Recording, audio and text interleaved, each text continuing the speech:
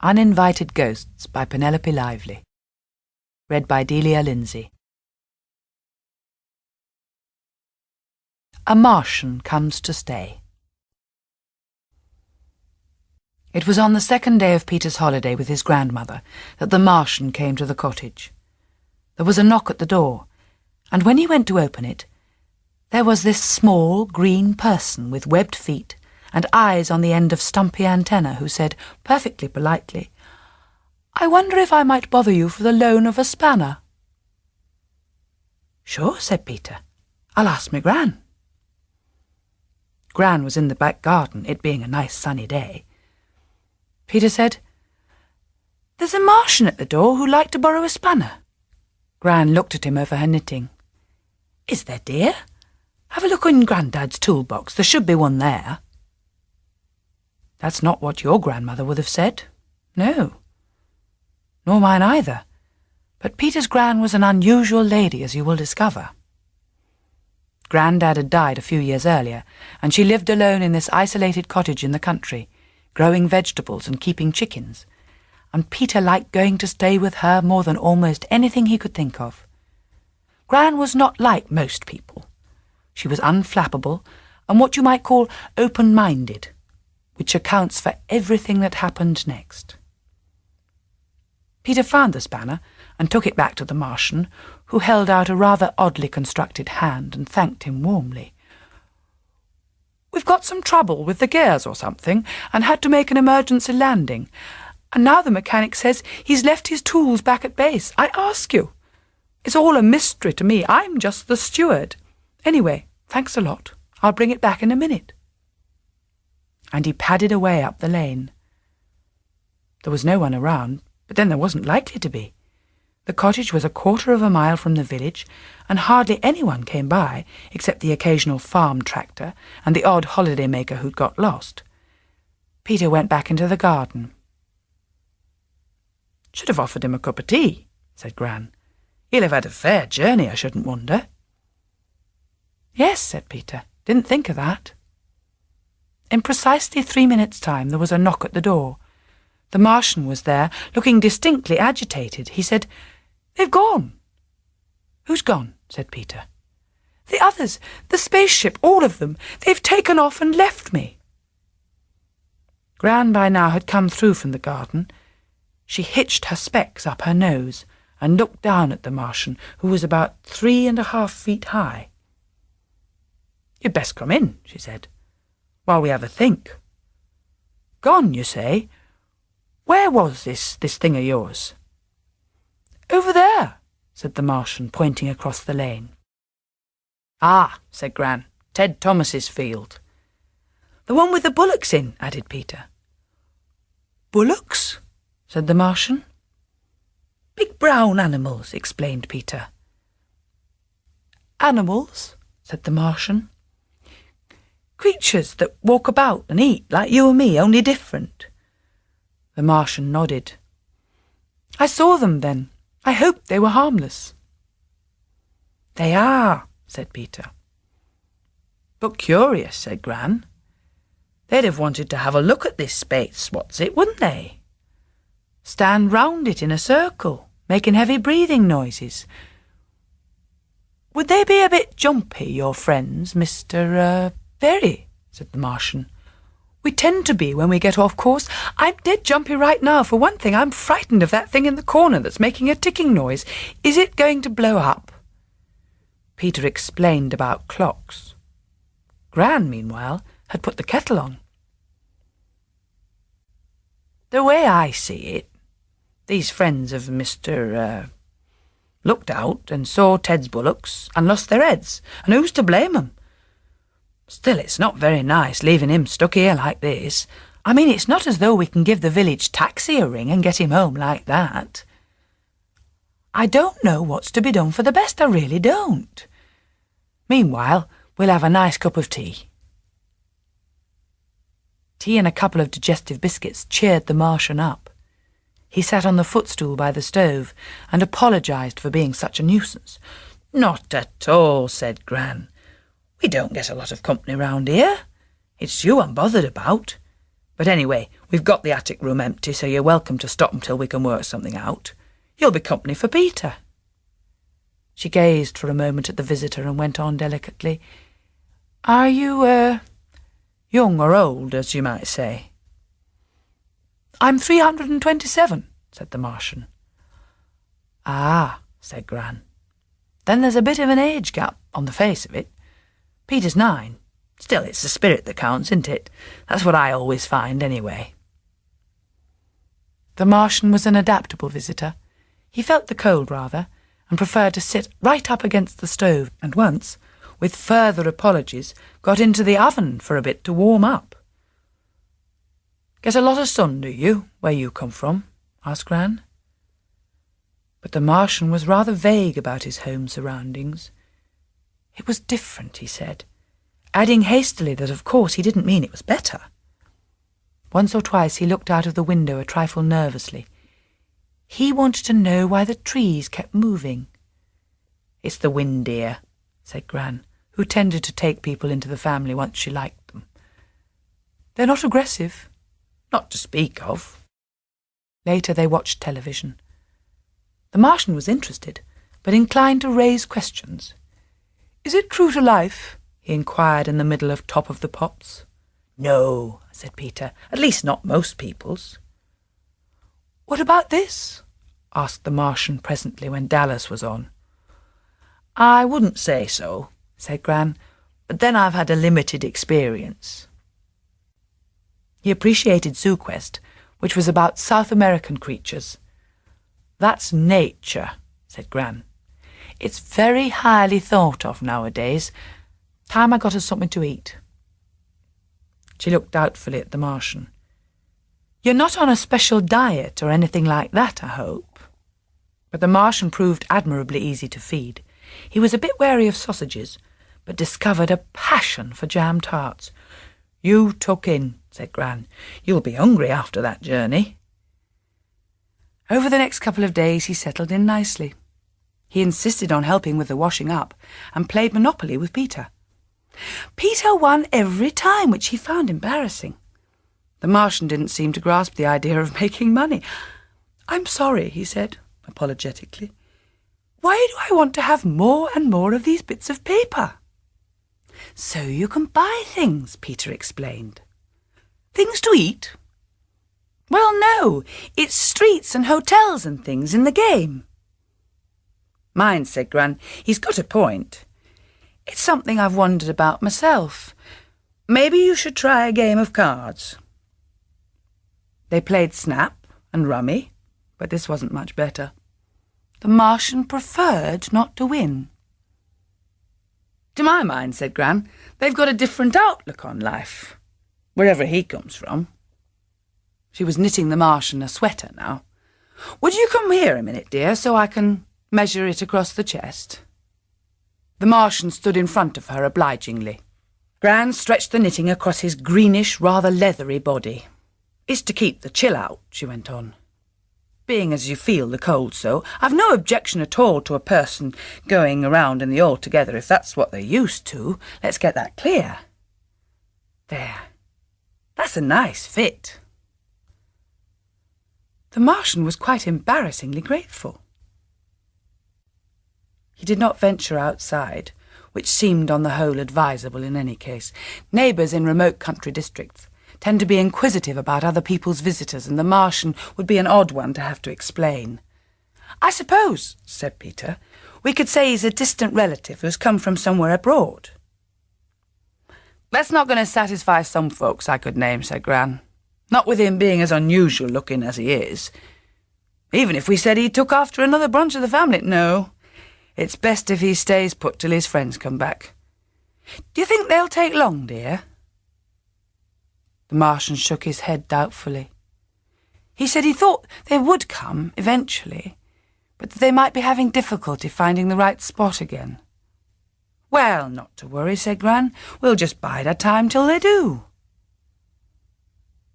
After several days, the Martian overcame his worries about trees and various noises that bothered him, such as birds and dogs barking, and sat in a deck chair in the garden, wearing Gran's sweater and with a rug round him, On one of these occasions, old Mr. Briggs from down the lane came past with his dog and stopped for a moment to chat to Gran over the wall. "Ah," he said, glancing over her shoulder. "Got another of your grandchildren stopping with you, then?" "In a manner of speaking," said Gran, evasively. Mr. Briggs departed, calling over his shoulder, "See you at the village fete Saturday." Gran sat down again. "It's a shame we can't take him along to the fete. Be ever so interesting for him. I mean, it's what you want when you're in foreign parts. Have a look at how other people set about things. The flower show will be a treat this year with the good weather we've been having." The Martian said wistfully that he'd love to go. "I wonder," said Gran. "Let's see now, suppose we—" And then Peter had a brilliant idea. In the cupboard under the stairs there was an old pushchair that had been used for him and his sister when they were small. If they put the Martian in that, and covered him up with a pram rug and put something round his head, he could pass for a small child. Gran clapped her hands. "Clever boy! There now, we'll have ourselves an outing." The Martian beamed. If someone with antenna, a mouth somewhat like a letterbox, and not much else by way of features can be said to beam. "You know," Gran confided to Peter later on when they were alone, "I really took to him. You can tell he's been brought up nicely from his manners. There's some human beings I know would be put to shame." The day of the fete was fine and dry. The Martian was installed in the pushchair, swathed in a blue rug that Gran had crocheted a long time ago, and with an old pixie hood that had belonged to Peter's sister on his head. His antenna poked out through 2 holes, which did not look quite right, so they had to fix a sunshade to the handles of the pushchair and drape some muslin over this. In this way, the Martian was only dimly visible as a muffled form. "We'll say he's sensitive to sunstroke," said Gran, "if anyone gets nosy." They set off for the village with Peter in charge of the pushchair. The Martian was fascinated with everything he saw. He asked them to stop for him to admire the Amico garage with its swags of flapping plastic flags and brightly coloured signs about 4-star petrol and credit cards accepted. He found it, he declared, very beautiful. "Well," said Gran doubtfully, "to my mind that's on the garish side, but I suppose it's a matter of taste." The Martian said humbly that he probably hadn't been here long enough yet to be much of a judge of these things. He gazed at the display of baked bean tins and cornflake packets in the window of the mini-market and asked anxiously if that would be considered handsome. "Not really," said Peter. "I mean, it's a sort of thing that's so ordinary you don't really notice." "He's seeing a different angle to us," said Gran. "Stands to reason when you think about it." The smell of petrol made him sneeze. Mrs. Lily from the post office, who happened to be passing at the time, craned her head round to stare into the pushchair. "Bless its little heart, then, tissue!" She bent down. "Little boy or little girl, is it?" "Boy," said Gran. "I wouldn't be surprised if that cold wasn't giving way to something worse," she added loudly. Mrs. Lily backed away. They reached the village green on which the fete was taking place. The band was already playing. The Martian peered out from under the sunshade. "Watch it," said Peter warningly. "People'll see you." The Martian apologised. "It's just that it's all so exciting." "We always put on a good show," said Gran modestly. "It's a question of upstaging Great Snoggington down the road up to a point," she explained. The Martian, under the sunshade, nodded. Gran pointed out the vicar and the head teacher from the village school and Mr. Soper who ran the pub. "They are your leaders?" asked the Martian. "In a manner of speaking," said Gran. They toured the bring and buy stall and the flower tent. Gran paused to cast a professional eye over the sweet peas. Peter took out his money to see if he had enough left for another ice cream. Neither of them saw Susie Stubbs, who was aged 3 and in Peter's opinion the most appalling brat in the village, sidle up to the pushchair. She put out a fat finger and poked the Martian, who sat perfectly still. Susie stuck her face under the sunshade. There was an ear-splitting shriek. Susie's mum, busy in the middle of a piece of juicy gossip with a friend, broke off and came rushing over. "Oh!" wailed Susie. "An horrible thing like a snail. Oh, I don't like it. Want to go home, want me mum. Take it away. Oh, horrible thing in that pram." "There, my pet," cooed Susie's mum. There. Did she have a nasty fright then? Let's buy her a nice lolly, shall we?" "Horrible thing," howled Susie, pointing at the pushchair. Gran glared. She jerked the pushchair away, nearly dislodging the Martian. "There now, my ducky," said Susie's mum. "Why don't you ask the little girl if she'd like to come and play then?" "Boy," snapped Gran. "Pity he's got such a shocking case of chicken pox, or he'd have liked to. Wouldn't you then, Johnny?" "Bye now, Mrs. Stubbs." An interested group of observers had gathered. Peter and Gran departed hastily. "Sorry about that," said Gran to the Martian. The Martian replied politely that where he came from, also young people were sometimes inclined to be tiresome. They left the flower tent, pausing for Gran to have a word with one or two friends. Curiosity, though, had now been aroused. People kept casting interested glances at the pushchair. "Are you Wrong's youngest?" inquired Mrs. Binns from the shop. "Eh?" said Gran loudly. She was expert at producing sudden onsets of deafness when convenient. Outside, they sat down to watch the police dog display. One of the dogs, which was supposed to be tracking a man who was supposed to be an escaped criminal, kept rushing over and sniffing at the pushchair. "Get away, you brute," snarled Gran. The Martian, beneath the sunshade, kept bravely silent, but had turned quite pale when Peter took a look at him. He fetched some orange juice from the refreshment tent. "Thank you," said the Martian faintly. A stout figure, swathed in several Indian bedspreads, sat under a sign which declared her to be Madame Rita, the internationally famous palmist and fortune-teller. "That's the vicar's wife," said Gran. "I'm not having her nosing around my future." Nevertheless, she veered in that direction.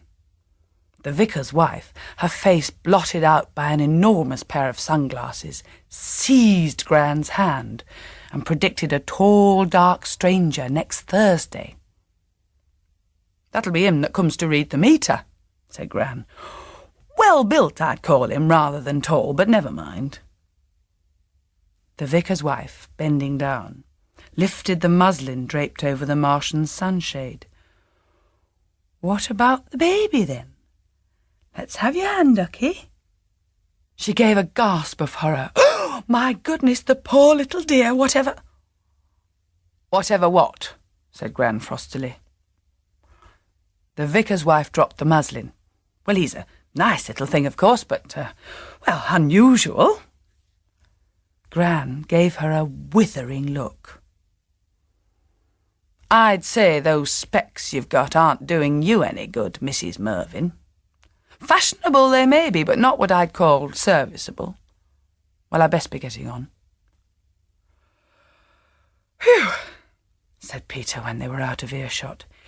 "It's getting a bit dodgy here." Gran agreed. "Anyway, he's seen a bit of our way of life, that's the main thing. We'll go home now." But the damage had been done. There was gossip.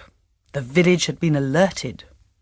The next day, 3 people turned up at the cottage, declaring that they happened to be passing and hadn't seen Gran for a month of Sundays and had been wondering how she was. Gran managed to get rid of them all. The Martian sat by the stove, saying sadly that he was afraid he was becoming a problem. "It's not you that's the problem," said Gran. "It's human nature." All the same, they realised that he could not stay there forever. "At least not without us becoming world famous," said Peter, "and him being put on the telly and that kind of thing." "I shouldn't care for that," said the Martian in alarm. I'm basically very shy." They discussed what was to be done. The Martian said he thought that probably his companions would be trying to find the spot at which they had landed, but they were having navigational problems. "Anything you can think of we could do to lend a hand?" inquired Gran. "We could signal," said Peter, "in their language. He could tell us what to say." The Martian became quite excited. He'd need some kind of radio transmitter, he said.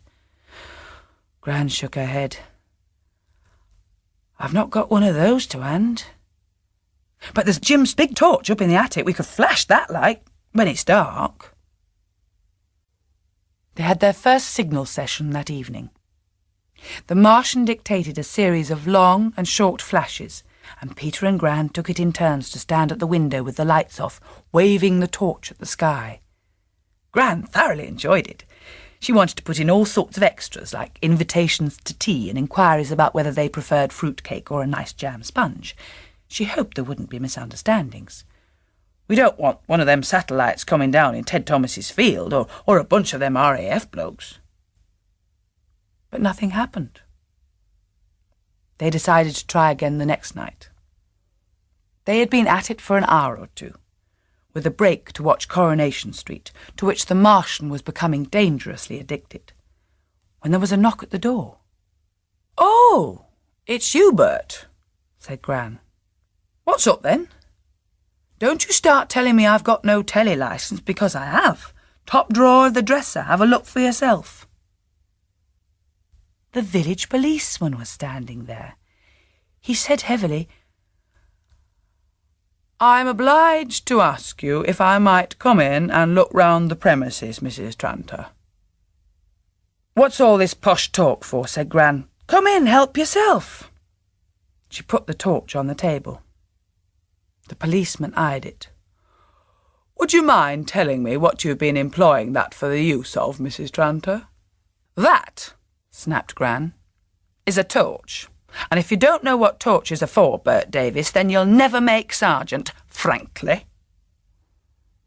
The policeman, a little red now round the neck, met Gran's glare valiantly, eyeball to eyeball.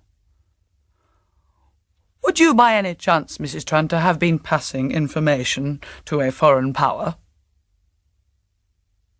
There was an awful silence. Peter and the Martian, who was cowering behind the stove, exchanged nervous glances. "Bert Davis," said Gran at last, "I've known you since you was in nappies. You come here asking that kind of thing once more, just once more, and I'm off down the village to have a word with your mum." She glared at the policeman, who was now a rich strawberry colour to the roots of his hair and was backing towards the door. "There have been reports," he said. "Reports about flashing lights and that. It's my duty to investigate." "It's your duty to get back to the village and see about them motorbike boys that's always charging through over the speed limit," snapped Gran. It was at that moment that Peter heard a curious whirring noise from somewhere outside. The policeman, mercifully, was too unnerved to pay any attention, if indeed he had heard anything. He retreated to his car with as much dignity as he could manage and drove off into the night. At precisely the same time as something brightly spiced with lights loomed above Ted Thomas's field, hovered for a moment, and sank below the line of the hedge. Peter cried, "They're here!" "And none before time, too," said Gran. The Martian was already on his feet and hurrying to the door. He paused, trying to take off his sweater. "You keep that," said Gran. "Someone might like to copy the pattern up where you come from." The Martian held out his hand. Thank you very much for having me. I've enjoyed it enormously. I wish I could suggest—" He hesitated. "No, dear," said Gran. "Return visits are out, I'm afraid. Foreign travel doesn't appeal to me nowadays. A week in Llandudno in August does me nicely." From the field there was still that whirring noise and a shimmering orange glow. "Better go," said Peter anxiously, "before anyone comes." The Martian nodded. He padded out and down the lane. They saw him get smaller and more indistinct and turn in at the gate into the field, and then the orange glow got larger and the whirring louder, and there was a snap of bright lights and a rush, and then silence and darkness. Gran closed the door. "That, I take it," she said, "was one of them flying saucers. Pity we couldn't have taken a picture. It would have been nice for my album. Put the torch back in the attic, would you, dear? And put that spanner back in your granddad's toolbox while you're at it. Good thing we had that by us, or we'd never have been able to lend a hand in the first place. I should have made him up some sandwiches for the journey, you know." And she settled down by the stove with her knitting.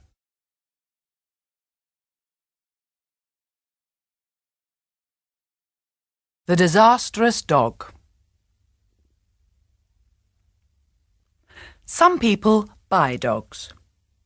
Some people are given dogs. Some people are taken over by dogs, as you might say. I'll tell you what happened to the Ropers, just in case your parents ever decide to get a dog from the local animal sanctuary. Mr. Roper was in favour of getting a dog from the sanctuary because he didn't see the point of paying good money for something when you can get it free. Mrs. Roper thought it would be nice to give a home to a poor, unwanted dog. Paul, who was 9, didn't really care where the dog came from so long as they had one. He'd been wanting a dog for ages, and now that they'd moved to a house down the end of a long lane with no neighbours, outside the village, his father had come round to the idea. A guard dog, it was to be. A sensible, efficient, anti-burglar, useful kind of dog. The animal sanctuary seethed with dogs, in all shapes and sizes. They rushed round in wire netting enclosures, all barking at once, tail wagging, jumping up and down. The warden pointed out several promising creatures: a brown spaniel, all ears and paws, an elegant collie, a rather raffish mongrel with a penetrating bark. Mr. and Mrs. Roper moved along the fence, inspecting. Mrs. Roper, who was a pushover for both animals and children, patted and cooed and allowed herself to be licked.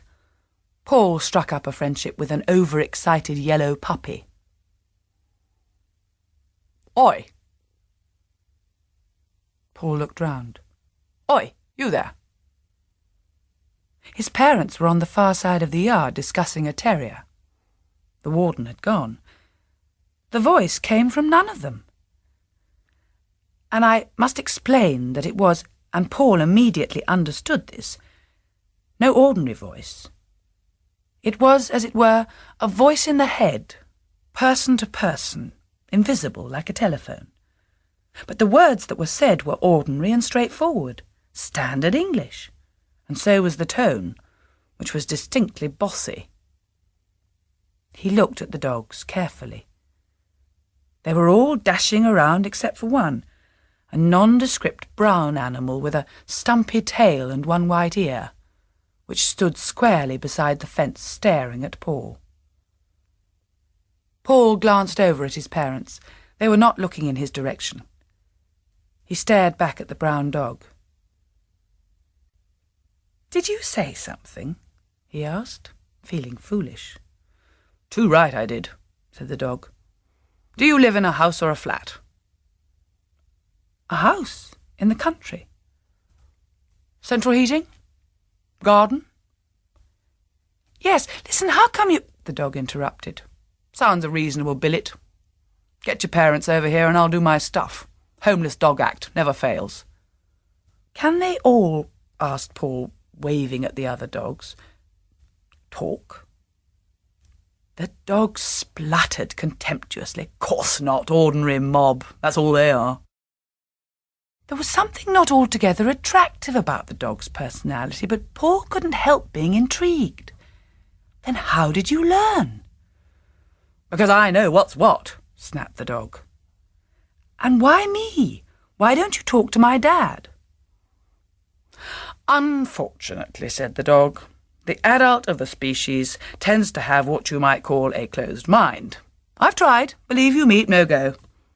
It's only you small fry that are at all receptive, more's the pity. Go on. Tell your mum and dad to come over and have a look at me. Paul wasn't entirely pleased at being called small fry. He hesitated. The dog came closer to the fence and stared up at him with slightly narrowed eyes. Think about it, he said. We could set up in the entertainment business. There'd be something in it for you, plenty of perks. The dog that can count, the dog that can read your thoughts. We could be on the telly. Sky's the limit. We just want a dog that can bark, said Paul. The dog flung back his head and let out a volley of ear-splitting barks. That do? Mr. and Mrs. Roper, abandoning the terrier, had come across. The dog immediately hurled himself at the wire fence with a devastating display of tail-wagging, grinning and licking. When Mrs. Roper stooped to pat him, he rolled over on his back with his eyes shut and squirmed in apparent ecstasy. Mrs. Roper said, "Oh, isn't he sweet?" The dog briefly opened one eye. Then he got up and squatted in front of Mr. Roper in an attitude of abject obedience. Finally, he rushed off as though in pursuit of an unseen enemy and did some more barking of hideous ferocity and quite deafening. Well, I don't need to tell you what happened. To say that the dog settled in is to put it mildly. He established himself. Within a matter of days, he got his basket moved from the cloakroom by feigning illness. Mrs. Roper, gazing down at him, said anxiously, "I think perhaps he's cold in here. We'd better let him sleep in the kitchen by the boiler." The dog feebly wagged his tail and staggered to his feet. The first time they took him for a walk, he developed a limp after the first mile. Paul examined his paws. He said, "I can't see anything wrong." "Shut up!" snarled the dog. "I'm crippled. I'm not one for all this hearty outdoor stuff. Let's get that straight from the start." Paul had to carry him home. On the fourth day, the dog said, "Tell her I don't like that rabbit-flavoured meat she's giving me.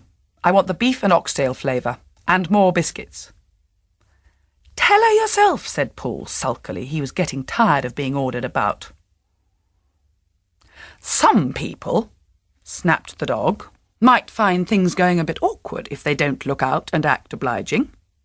Some people might find, for instance, that their mother's best vase would get knocked off the table and broken, and then who'd get the blame? Some people might find that things mysteriously disappeared, like their dad's pipe and people's gloves, and then who would be nagged at to get down and find them?"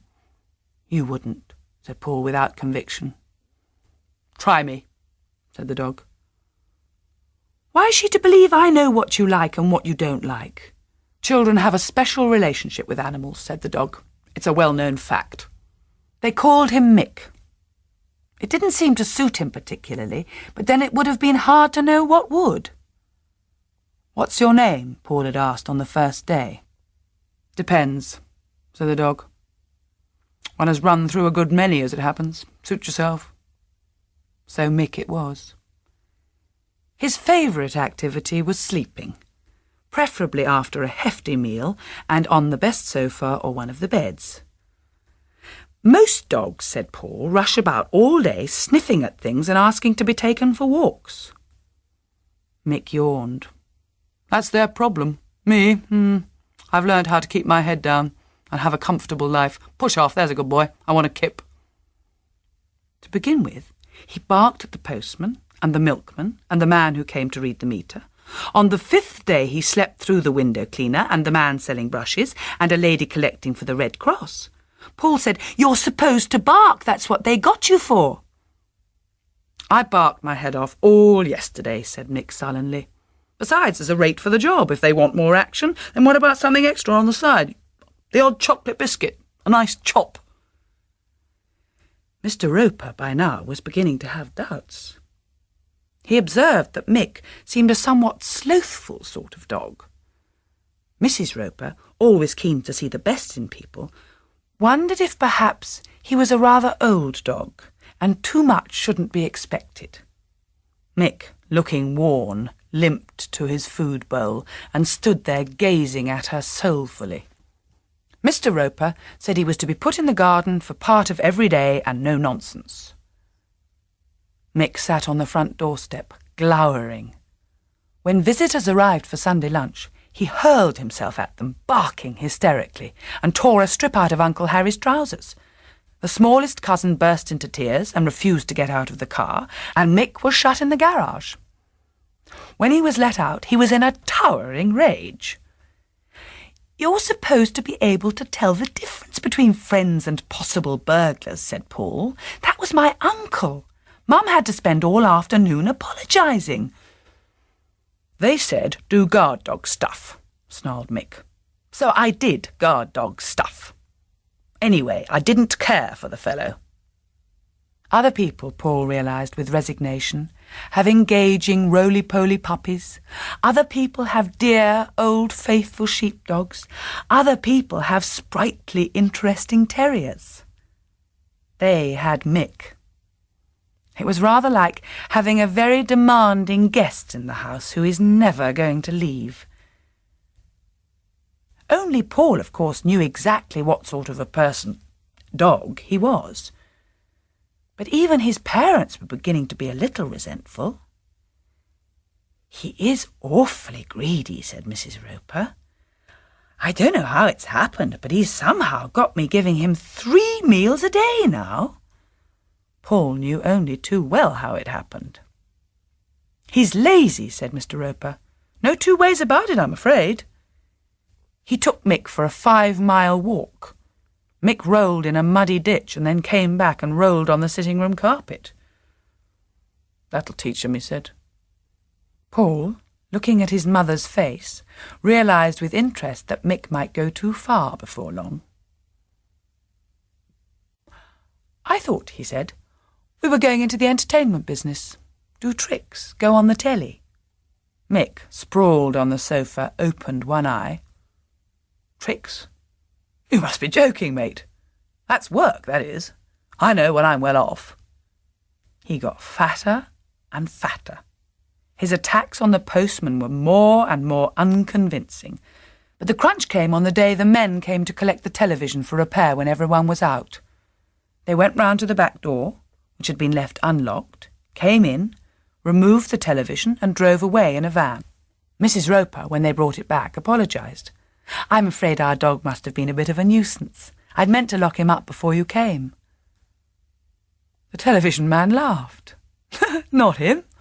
Fast asleep he was, and then woke up and took one look and scarpered outside. Wouldn't say boo to a goose, he wouldn't." That did it. "He's useless," said Mr. Roper.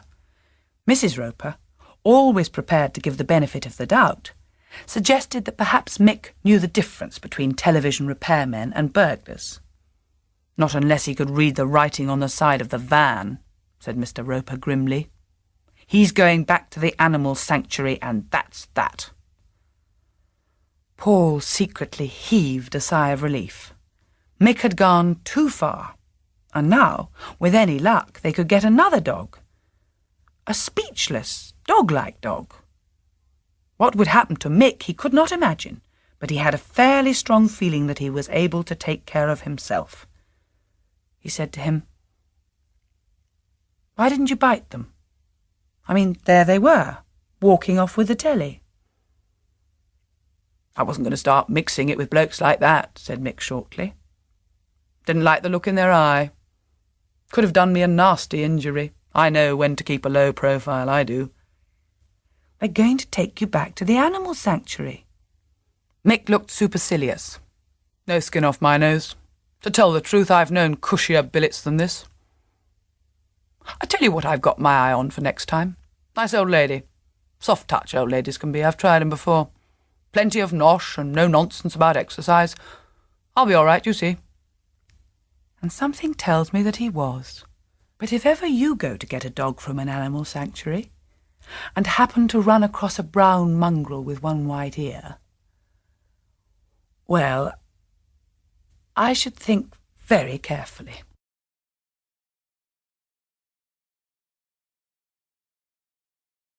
Uninvited Ghosts. Marian and Simon were sent to bed early on the day that the Brown family moved house. By then everyone had lost their temper with everyone else. The cat had been sick on the sitting-room carpet. The dog had run away twice. If you have ever moved, you will know what kind of a day it had been. Packing cases and newspapers all over the place, sandwiches instead of proper meals, the kettle lost, and a wardrobe stuck on the stairs, and Mrs. Brown's favourite vase broken. There was bread and baked beans for supper. The television wouldn't work, and the water wasn't hot. So when all was said and done, the children didn't object too violently to being packed off to bed. They'd had enough too. They'd had one last argument about who was going to sleep by the window, put on their pyjamas, got into bed, switched the lights out. And it was at that point that the ghost came out of the bottom drawer of the chest of drawers. It oozed out. A grey, cloudy shape about 3 feet long, smelling faintly of wood smoke, sat down on a chair and began to hum to itself. It looked like a bundle of bedclothes, except that it was not solid. You could see quite clearly the cushion on the chair beneath it. Marian gave a shriek. "That's a ghost!" "Oh, be quiet, dear, do," said the ghost. "That noise goes right through my head, and it's not nice to call people names." It took out a ball of wool and some needles and began to knit. What would you have done? Well, yes, Simon and Marian did just that, and I dare say you can imagine what happened. You try telling your mother that you can't get to sleep because there's a ghost sitting in the room clacking its knitting needles and humming. Mrs. Brown said the kind of things she could be expected to say, and the ghost continued sitting there, knitting and humming, and Mrs. Brown went out, banging the door and saying threatening things about if there's so much as another word from either of you. "She can't see it," said Marian to Simon. "Course not, dear," said the ghost. "It's the kiddies I'm here for. Love kiddies, I do. We're going to be ever such friends." "Go away," yelled Simon. "This is our house now." "No, it isn't," said the ghost smugly. "Always been here, I have. 100 years and more.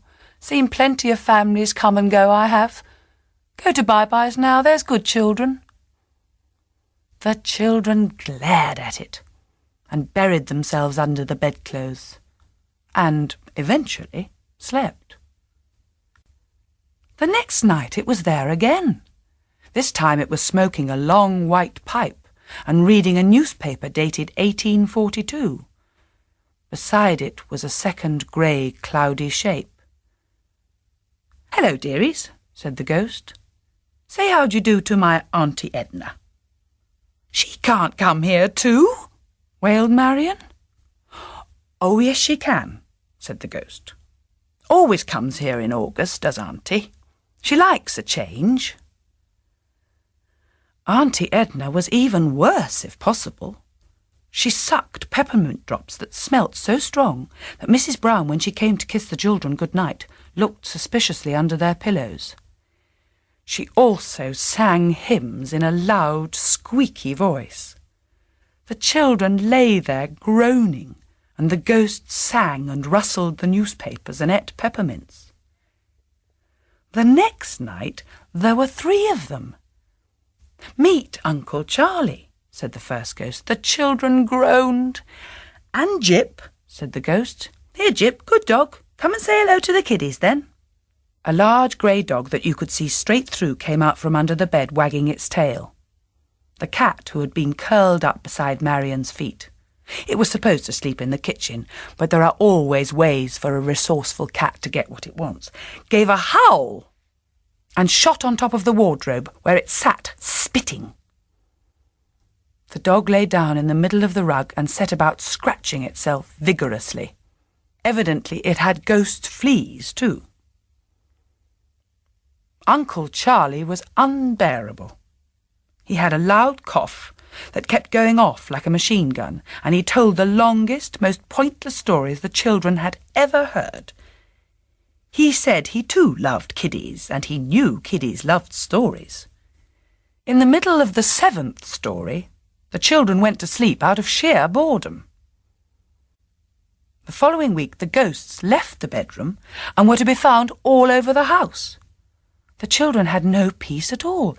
They'd be quietly doing their homework, and all of a sudden Auntie Edna would be breathing down their necks reciting arithmetic tables.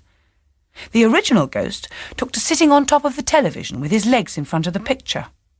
Uncle Charlie told his stories all through the best programmes, and the dog lay permanently at the top of the stairs. The Browns' cat became quite hysterical, refused to eat, and went to live on the top shelf of the kitchen dresser. Something had to be done. Marion and Simon also were beginning to show the effects. Their mother decided they looked peaky and bought an appalling sticky brown vitamin medicine from the chemist's to strengthen them. "It's the ghosts," wailed the children. "We don't need vitamins." Their mother said severely that she didn't want to hear another word of this silly nonsense about ghosts. Auntie Edna, who was sitting smirking on the other side of the kitchen table at that very moment, nodded vigorously and took out a packet of humbugs which she sucked noisily. "We've got to get them to go and live somewhere else," said Marion. But where? That was the problem, and how? It was then that they had a bright idea. On Sunday, the Browns were all going to see their uncle, who was rather rich, and lived alone in a big house with thick carpets everywhere, and empty rooms, and the biggest colour television you ever saw. Plenty of room for ghosts.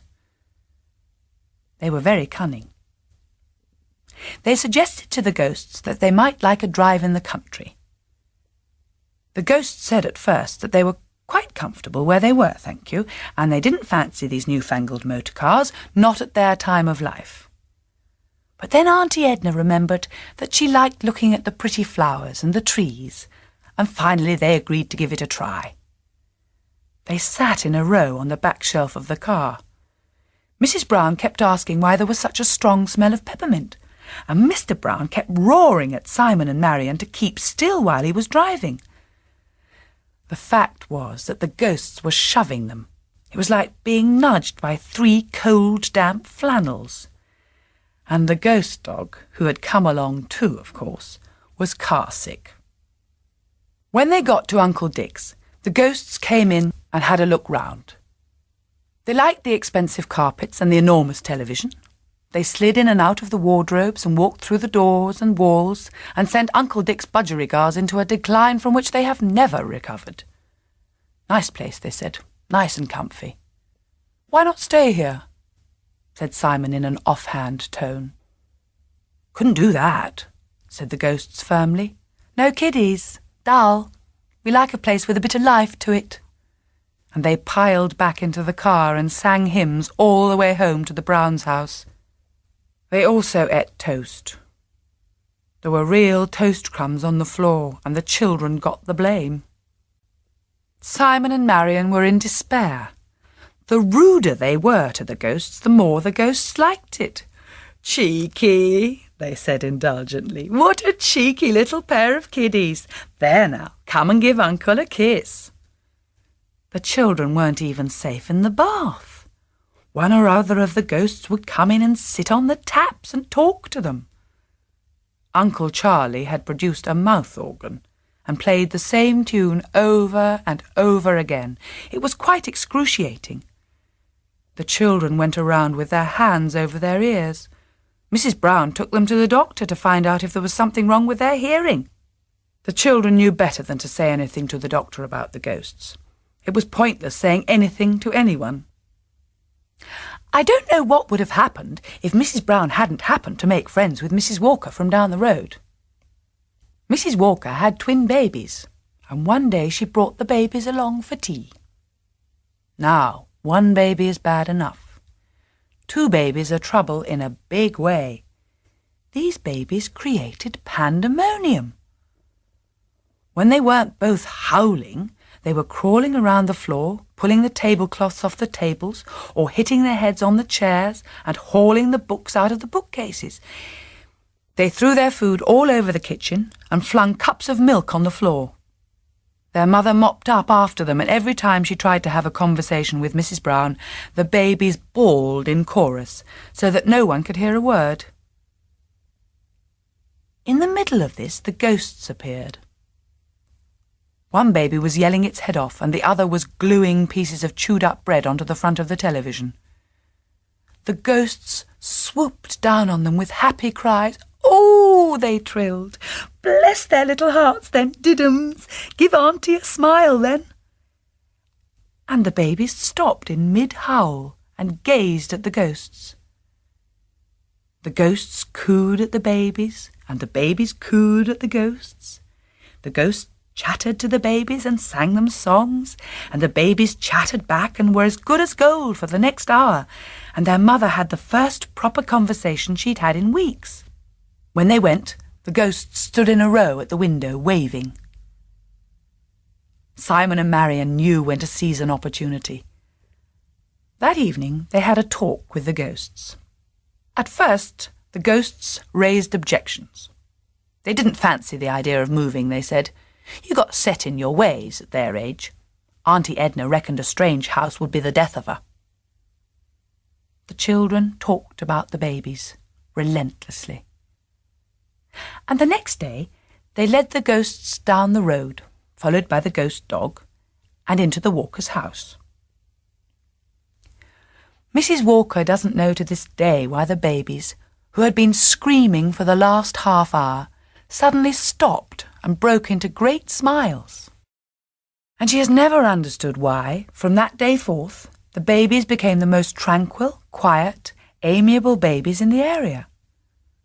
The ghosts kept the babies amused from morning to night. The babies thrived. The ghosts were happy. The ghost dog, who was actually a bitch, settled down so well that she had puppies, which is one of the most surprising aspects of the whole business. The Brown children heaved a sigh of relief and got back to normal life. The babies, though, I have to tell you, grew up somewhat peculiar. The Dragon Tunnel. Dragons. Do you ever think about dragons? I dare say you don't. And if you do, I've no doubt you reckon they're fairy story stuff along with goblins and princesses and all that, right? You'd laugh if someone came along and spun you a story about there once being real-life dragons walking around Oxfordshire or Berkshire or Middlesex, wouldn't you? Go on, you'd say, pull the other one, it's got bells on. Well, that's as may be. But all the same, I'd like you to listen to something I can tell you, and you can make up your own mind what you think about it. I'll just mention, though in passing, that I'm not a fanciful sort of bloke. Down to earth, that's me. Bill Chaundy's my name, and I run the pub here in Ledsham. And I'm not telling you how I know the story, except that it happened 30 years or so ago, when I was a boy. As I say, you can take it or leave it. The church in the village here has paintings on the walls, very old paintings, hard to see unless you know they're there. Quite famous though they are. People come miles to see 'em. Who've a taste for that kind of thing.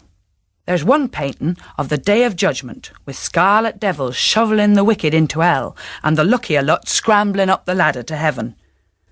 And then there's a picture of a dragon chasing some people round some fields. Dead scared they look too. The fields have willows round the edge, and a river winding through 'em, and as a matter of fact they look just like the willows and the river that are around the village today. There's a booklet in the church that tells you about the paintings. The dragon one, it says, illustrates an ancient local tradition of a dragon that lived under the village and emerged from time to ravage the countryside. The booklet doesn't approve of that kind of thing. Stories about dragons and that. The people of the Anglo-Saxon era, it says, in a snooty sort of way, although converted to Christianity, believed in dragons, monsters and spirits. Such beliefs persisted into the medieval period and are reflected in the art of the time. Of course, you and I know better is what it's saying under the posh language. Well, as I've said before, that's as may be. Everyone's entitled to their own opinion. There were these two boys living in the village, in a house not far from the church. We'll call them Joe and Pete, though that's not their real names. Brothers they were. Well, they grew up in this house in the middle of the village between the pub and the butcher's. It was an old house, that goes without saying. This is an old village, and some of the houses go back 200 or 300 years and maybe more. It was a bit cramped, though, for a growing family, and eventually their dad decided to make a bit more space by turning the old scullery at the back into another room. They had to do a fair bit of work to make it fit to use, and one of the things they had to do was lay a new floor. And what do you think they found when they took up the old stone flags?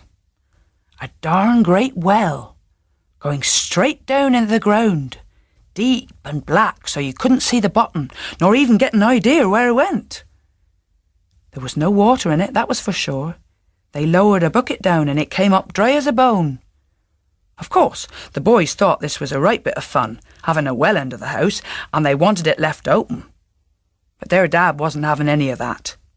And he made a round cover for it, hinged with a padlock, and he shut it down and locked it up, and read them a lecture about how they weren't ever to meddle with it. And that, so far as he was concerned, was that. And so it might have been for the boys too if it hadn't been for the noises.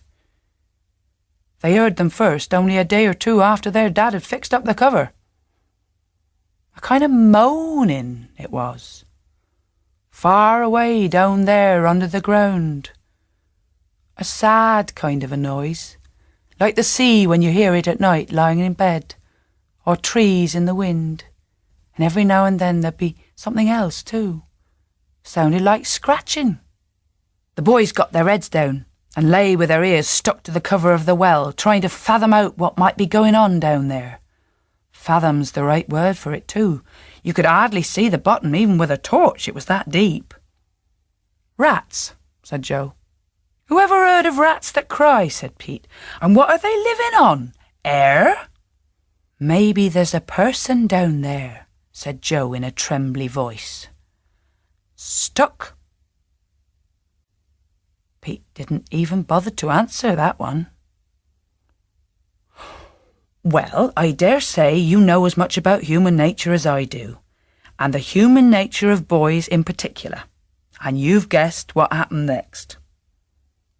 Their dad hadn't been as crafty as he thought he had about putting his keys away, and it didn't take them that long to find the right one and get that padlock undone.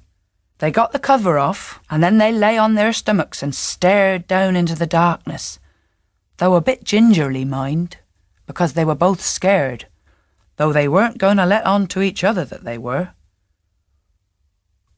I wouldn't like to fall down there, said Joe, keeping a good hold of the scullery floor.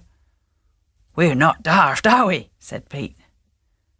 They couldn't see anything, just a round circle of darkness, so they got a torch, and the torch made a yellow hole in the darkness, and they could see the sides, quite straight and all slippery damp, and they could just make out the bottom. And then they heard the noise again. Sigh. Scratch. Sigh. Suppose we dropped something down, said Joe in a whisper. So they got the end of a loaf of bread from the larder that had gone mouldy, and they dropped it down the well, and they could just see it land at the bottom and sit there, crumb-sized. And something came out of the side at the bottom, a kind of a claw, scaly they thought, and some sort of a long snout, and the bread disappeared.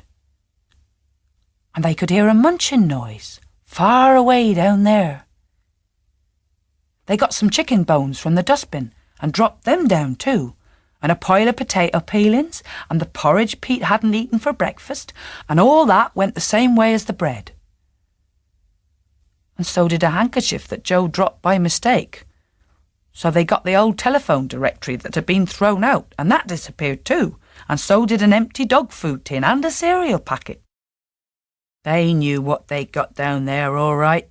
After all, they knew that wall painting in the church well enough, didn't they?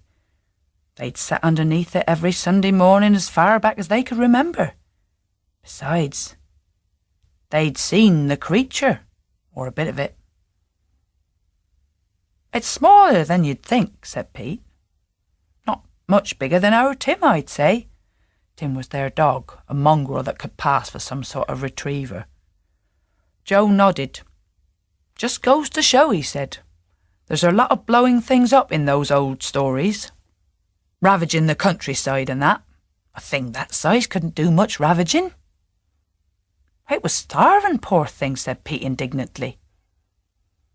They chucked some more bits and pieces down, and presently the thing stopped its noises and there was a deep, peaceful silence down there, so they put the cover back on and went to bed. Over the next few days, they had a bit of a think about things. They reckoned the dragon must have been hibernating. For hundreds of years, most likely, said Pete. "I'll bet they lived just about forever like those giant tortoises, and that all the clattering over his head with the new floor being put down had stirred him up again.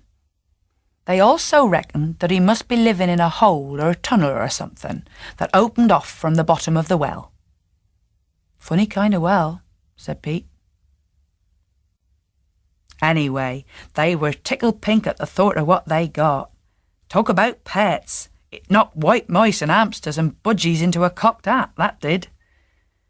They even looked up dragons in the dictionary to see if there were any tips about upkeep, but all it said was that a dragon was a mythical monster. And they knew better than that. "Mythical, my foot," said Joe scornfully. Or, alternatively, the lizard of the genus Draco, having on each flank a broad wing-like membrane. And then there were some bits of poetry. "His arms spread wider than a dragon's wings. Swift, swift, you dragons of the night." Nothing about diet or habits. The only trouble was they couldn't tell anyone about it. One word to the parents, and the rat catcher would have been called in, or the RSPCA, or the fire brigade, and that would have been the end of it all. "Put it away in a cage, they would," said Joe, "if we let them get their hands on it." And Pete added with a shudder, "Or get it stuffed." And I dare say they were right. I've never been surprised the Loch Ness Monster takes care to keep itself to itself. It knows where it's well off, that one. Well, for a week or so, it was all a bit of a lark. Every evening, soon as they were sure no one was about, they'd take the lid off the well and give the dragon whatever they'd managed to scrounge. It was nocturnal, you see. During the day there was never a peep out of it, but as soon as it was dark they'd hear it, sighing and scratching and worse, and it would go on until it had had as much as it wanted to eat, and then it would go to sleep and there'd be peace and quiet. This was all very well, but the trouble was that its appetite was growing all the time, and the hungrier it was, the more noise it made. They were getting properly worried, I can tell you, for fear their mum and dad would hear it. Luckily, their dad always had the television on in the evening, and their mum would be clattering about with the dishes and that, so there was a fair bit of noise going on anyway. But even so, they didn't know how much longer they could go on like this. It knew when feeding time was now, you see, and it would be scrabbling around down there and howling, even before they got the lid off. And it would go on all the time. They were dropping things down until it reckoned it had had a fair deal, and then it would settle down for the night. Getting enough stuff for it was taking up most of their spare time nowadays. They knew all the neighbours' dustbins like old friends, and they'd hang around the butcher's, picking up what they could in the way of bones and staring longingly at the sides of mutton and pork. "One of those," Joe would say, "and you'd have it sleeping for a week." And they whipped what they could from the school rubbish bins by way of waste paper and empty boxes. The fact was, you see, The creature would eat anything. The nastier the better, it seemed. Empty tins it loved. You'd hear it scrunching away down there, and the boys had got in the way of rattling a couple of tins to let it know they were opening up. Though they came to regret that, because they got it a bit too well trained after a bit, as you might say, and you only had to accidentally drop a tin to start it off racketing around. Fish that had gone really bad it particularly liked, and it must have had a keen sense of smell, because it would know way off when there was something choice in that line coming down. It wasn't long before the boys hit on the idea of collecting the odd armful of stuff from the old rubbish tip at the edge of the village. The rubbish tip was a bit of a sore point with everyone. It was smelly and an eyesore, and every now and then somebody would write an indignant letter to the paper and say it was time the Rural District Council did something about it, and the Rural District Council would write an official letter back saying it was just going to, and then everybody would forget about it for another 6 months. Well, the boys picked up some delicacies there by way of empty lemonade bottles and rusty bed springs, and they were just setting off home when they met an old chap who lived nearby who'd been emptying stuff into the tip and got his barrow stuck down a hole that had opened up in the path. They helped him get the barrow out, and he thanked them, and then chatted a bit, and he told them something they hadn't ever known before, which was that the tip had been an old mine once, way back, and there were shafts running off from it underground all over the place. Go right under the village, they do, he said. Tunnels all over, like a honeycomb it is. And he pointed out a spot where, sure enough, there was a black hole, like a giant rabbit hole at one side of the tip.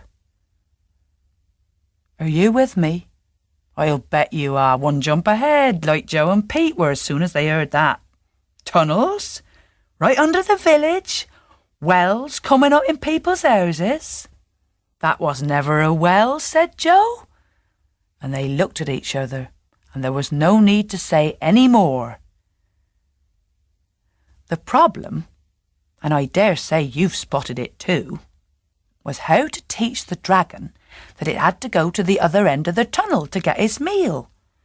Their house was only about 400 yards or so direct from the tip, and they reckoned that the tunnel, if there was one, and they were gambling on that, would go straight. So it wasn't that far, but the creature had got set in its ways now, as you might say, and they couldn't see at first how they were going to get it doing something different. There were 2 things, though, that they reckoned would come in handy. One was the creature's sense of smell, and the other was a little bit of training they'd given it with rattling tins together. They got some fish from the fishmonger's dustbin and let it mature in the garden hedge till it was good and nigh.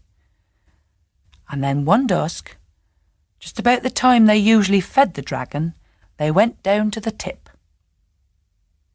Round the side they went, till they were on the overhang above that hole I mentioned earlier, and they dropped the fish down in front of the hole, and then they lowered a bunch of tins on the end of a bit of string and rattled them as hard as they'd go. They rattled for a good minute or so, and then they dashed over to the far side of the tip, out of the way, just to be on the safe side, because you couldn't be sure what its temper might be like after all that time underground. And they waited. It was almost dark. So dark, they could only just see the mouth of the hole as a black splodge. Nothing happened. For a minute, and then another minute, and then another. And then they saw the black splodge get bigger, and half of it split off into something dark that moved away from the hole, a bit uncertain, as if it didn't quite know what was up. And they saw it nose around among the old prams and the cardboard boxes and the mountains of rusty tins. And presently, clear as clear, they heard a scrunching noise. A contented kind of a noise, like a dog that's got his dinner and plenty of it. And that's just about the end of the story. The boys went home, and they never heard anything under the scullery floor again. Old Bert Timms, though, whose cottage backs onto the tip, the chap with the barrow that they met that time, he used to look out of his window of an evening, and he'd see and hear things in the tip that would surprise a good many people. But he never used to mention it. He'd lived in the village all his life, had Bert, and his dad before him, and his dad's dad before that. And he knew there's a time for talking, and there's a time for keeping your mouth shut. And I tell you another thing, too. The Rural District Council never did do anything about that tip. And the funny thing is that all these years people have been chucking their rubbish into it, and it never does seem to get any bigger. If you're wondering what happened to the boys, well, Pete went overseas when he grew up. But Joe, he's still around these parts. Time trouble. When I was 9, I came to an arrangement with a grandfather clock. It was disastrous. Never trust a clock. Believe me, I know, I'll tell you all about it. I was in the hall of our house, all by myself, except for the clock.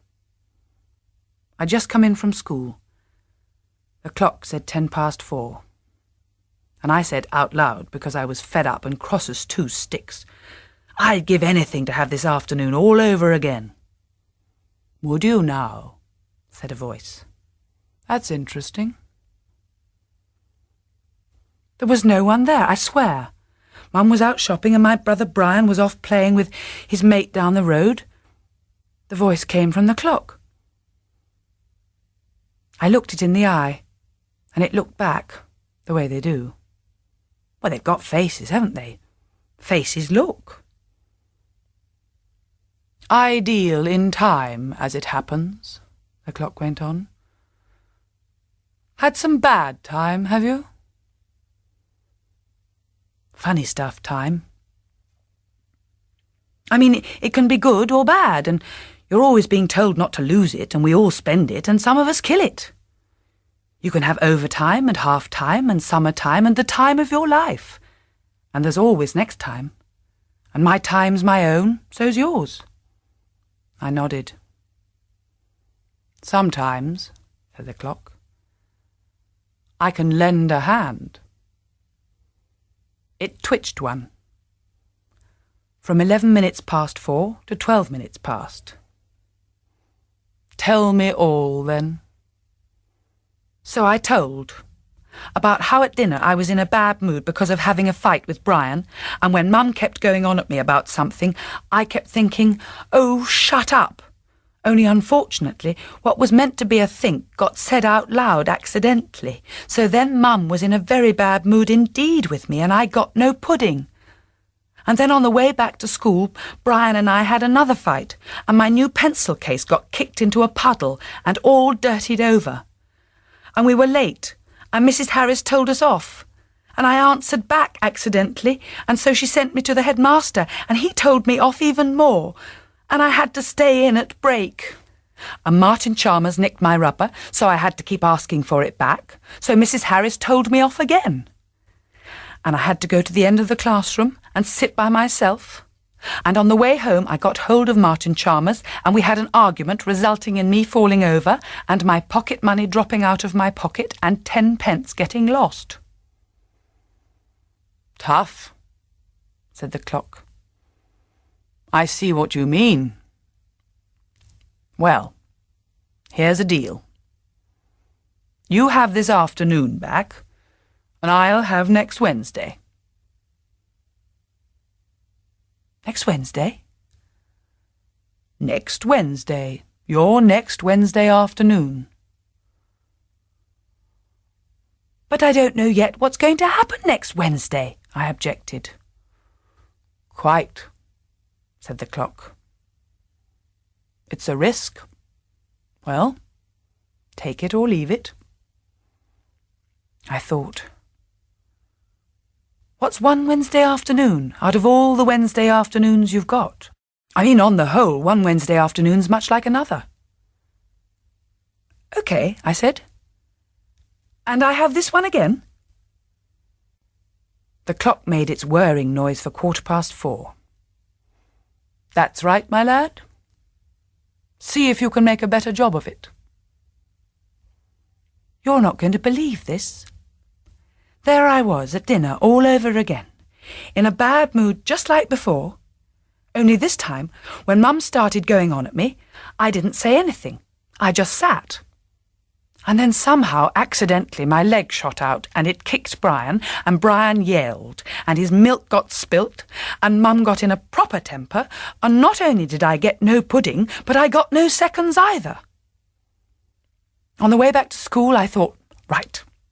And when Brian started trying to trip me up, I didn't trip back, but I started running on ahead. And a paving stone got in my way, and I fell over. And my new pencil case went into the road, and a car went over it, and all the pencils were broken, and the biro with 6 colours was bent so it wouldn't work any more. And we were late, and I didn't answer Mrs. Harris back, but I kept trying to explain, only she called it interrupting, and the headmaster came in and heard, and I had to stay in at break and help tidy up the infant class as a punishment. And Brian and Martin Chalmers kept looking in at the window and making faces, and I made faces back. And I got on one of the desks to see out better and put dirty footmarks on it. And Mrs. Harris came in. So I had to spend all afternoon at the end of the classroom by myself. And when the bell went, I rushed off before Martin Chalmers came out, and I was so fed up I went into the corner shop for a Twix. And you're not going to believe this. My money had all gone out of my pocket. 28 pence from last Saturday. It must have dropped out when I fell over before. There I was in the hall again, with the clock, furious. I said, it was worse. I want the first one back again. That way, at least I'd have my money and the pencils and the biro with 6 colours. No way, said the clock. A deal's a deal. And it just stood there, ticking. That was all it did for the next 5 days. I wondered what would happen when it came to Wednesday. What happened was this. Brian and I came home from school for dinner, just as usual. We ate it, just as usual. Mum said, off you go, boys, just as usual. We started getting on our anoraks. The phone rang. The clock struck 1. Mum said, wonder who that is. She went to answer the phone. And the next thing I knew, the clock was striking 7, and I was in the kitchen again, looking at a plate of supper that I didn't want. I felt a bit sick. I said, I feel a bit sick. I'm not surprised, said Mum. You shouldn't have had the peach Melba bomb as well as the vanilla with chocolate sauce, said Brian. I looked at him. Cool, he went on in a sort of contented, reflective voice. Weren't the jumbo beef burgers smashing? I didn't say a word. An awful, suspicious feeling began to creep over me. Brian was talking about something else now. Remember the bit when the spaceships all started crashing into each other? That was fantastic. And when the robots all came out of the volcano... Mum had gone out of the back door for something. I thought hard. I said cautiously, what sort of an afternoon was it, would you say? What sort of an afternoon? Cried Brian. It was just amazing. Well, you were there, you dope. I mean, it's not just any old afternoon that Uncle Jim suddenly rings up and says he's over this way and he'd like to take us out, and he talks Mum into letting us miss school. And he comes in his new sports car with the roof down all the way.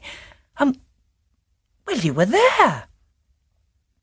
Hey, remember the bit in the cartoon when they all fell off the cliff? I swallowed.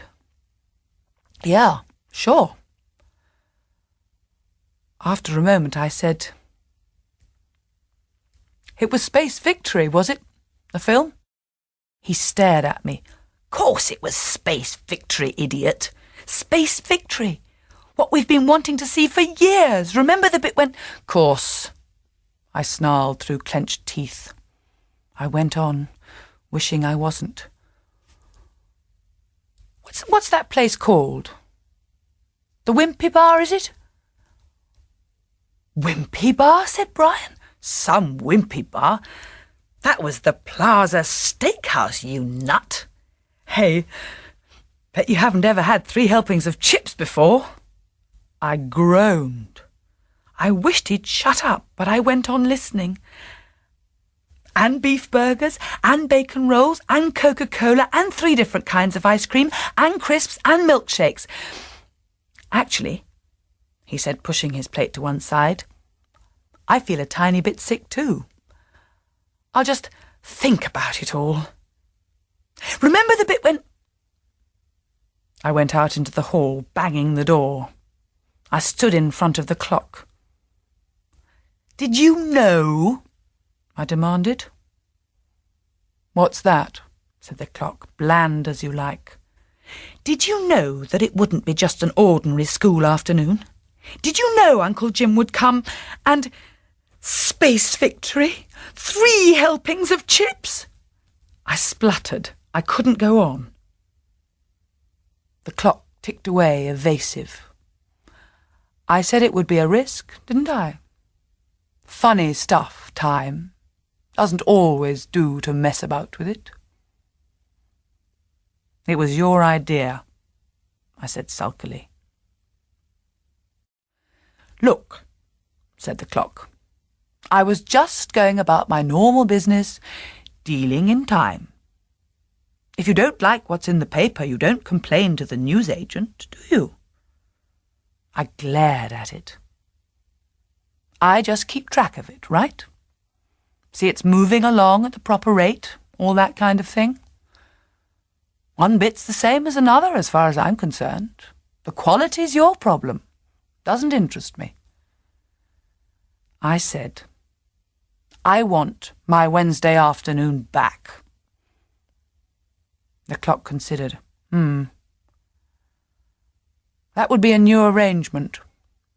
Different deal altogether. Let's see now. How about next December the 25th? Christmas Day! I yelled. Suit yourself. If a clock can be said to shrug, it did so. I thought about space victory, and Uncle Jim's sports car with the roof down, and 3 different kinds of ice cream. I mean, the whole point about having a good time is that it's good when you have it, and it's still good when you remember it. And I couldn't remember any of this. I'd had it, and not known about it then, and I still didn't know about it. I thought about next Christmas. Half the point of good things that are going to come is that you know you've still got them coming. No, the clock wasn't going to get Christmas. Tomorrow morning, I offered. After all, an ordinary old Thursday morning. I've got lots of those, said the clock. I thought you said it was all the same to you, I said craftily. Cheeky, snapped the clock. You watch out or I'll stop, and then where will you be? I didn't know the answer to that, so I said nothing. Tell you what, I'll be generous. I'll just have the time you waste. Now that you'll never miss. I thought, I bet there's a snag somewhere. I didn't trust that clock an inch now. After a moment I said, OK, but just for next week. You're so sharp you'll cut yourself. A month. 2 weeks. The clock whirred. All right then, done. Off you go. Have fun. And it struck 1. And there I was in the kitchen and the phone was ringing and Mum saying, wonder who that is. And Uncle Jim came and he took us off in the sports car with the roof down, and we went to Space Victory and then to the Plaza Steakhouse, and I had 2 jumbo beef burgers and 3 helpings of chips and 3 different kinds of ice cream and Coca-Cola, and it was all exactly like I knew it was going to be. Oh, yes, it was pretty good. I mean, it was fantastic in a way, but the edge had kind of gone off it. It wasn't nearly as fantastic as it ought to have been. Half the point of a good time is not knowing what's coming next. So Space Victory wasn't as amazing as I thought it was going to be, and the beef burgers were all right, but not much more, and I kept thinking it wasn't as good as it was supposed to be, which made it worse. And I was stuck with the deal. I bet you're wondering about that. So was I. I mean, who's to say whether you're wasting time or not? Mothers and teachers have one idea about wasting time. People like me have another. Fact is, if you're anything like me, you probably do quite a lot of smooching around doing nothing in particular, sort of waiting for something to happen. I suppose you could call that wasting time, if you insisted. The clock evidently did. It was the worst 2 weeks I've ever had, I'm telling you. Every time I stopped doing something, such as eating a meal or having a bath or doing maths or walking to school or getting dressed, everything just went blank. And there I'd be again in the middle of the next thing. It was like being in a speeded-up film. It was all go. There was never a moment's peace. I was exhausted. There I'd be cleaning my teeth, and I'd dawdle a bit and try out a few faces in the bathroom mirror, and then, wham! I'd find myself downstairs and out of the front door on the way to school. Or I'd stop in the middle of a sum to have a bit of a think, and the think would begin to get sort of vague and wandery, you know the way they do, and whoosh! There I'd be, sweating away again at the sum, and the bell would be going for break. I didn't know if I was coming or going. The only thing to be said for it was that the days went by double quick. Suddenly the 2 weeks were over, and everything slowed up and went back to normal. Oh, goodness, what a relief. The first thing I did was go into the hall and stand in front of the clock and do absolutely nothing for 5 whole minutes on purpose. I'd have gone on longer, just to annoy it, except that I was getting bored. I started to go upstairs. "All right," said the clock. "You've made your point." I glared at the clock, and the clock looked back. Blank. No, not blank. Smug. "Look," it said. "Maybe I could interest you in a personal arrangement. Just you and me. Might be fun. How about you—" "No!" I shouted. Princess by Mistake. A long time ago, when I was young, on a Wednesday afternoon, a very strange thing happened to me. So strange you probably won't believe it. That's up to you. Anyway, this is what happened. I know it was a Wednesday because we always went to the library on Wednesday afternoons, my mother and my sister Sally and I. And all the way home from the library, my sister Sally and I had a fight. We squabbled our way down the high street and past the churchyard and over the bridge, and by the time we got home our mother was in a proper temper with us, and I don't blame her either. I can't remember now what we were quarrelling about. I think it was for something to do as much as anything. Sally said I'd got a stupid lot of books. They were all about aeroplanes, which was what I was interested in at the time, and I said the ones she had were boring and babyish. Fairy stories they were. Truth to tell, I rather liked fairy stories myself, but I wanted to annoy Sally, who had a craze on them. "Load of old rubbish," I jeered. "Kings and queens, fairy godmothers, princesses." And we went on fighting each other all round the house, until suddenly my mother had had enough, and she turned us out. She bundled us out of the front door, and told us not to come back till we could behave sensibly. So off we wandered, up the street, arguing away about one thing and another at the top of our voices. We were quite enjoying ourselves, really. It was a way of passing the time. We argued about who could run fastest and jump highest and swim best, and then we got onto each other's personal appearance. Sally passed a few remarks about my freckles, and I had a go at her long fair hair, of which she was excessively proud.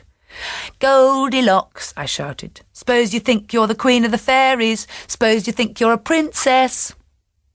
That was unwise, because Sally was very vain about her hair. She went bright scarlet and flew at me, and we rolled into the ditch together, scuffling. It was the ditch outside Mr. Crackington Smith's garden. Mr. Crackington Smith was an elderly bachelor with a reputation for being difficult. He kept himself to himself and had awkward relations with his neighbours. Sally and I were so busy with our fight that neither of us saw him watching us over his gate, nor heard him say, "Will you kindly stop making that unpleasant noise outside my house?" Presently, though, we stopped for a breather and looked up and saw him, scowling at us. He said, "Go away." And we sat there, all muddy and red in the face. And Sally said, very quietly, so quietly you wouldn't have thought it possible he could have heard, "Why should we?"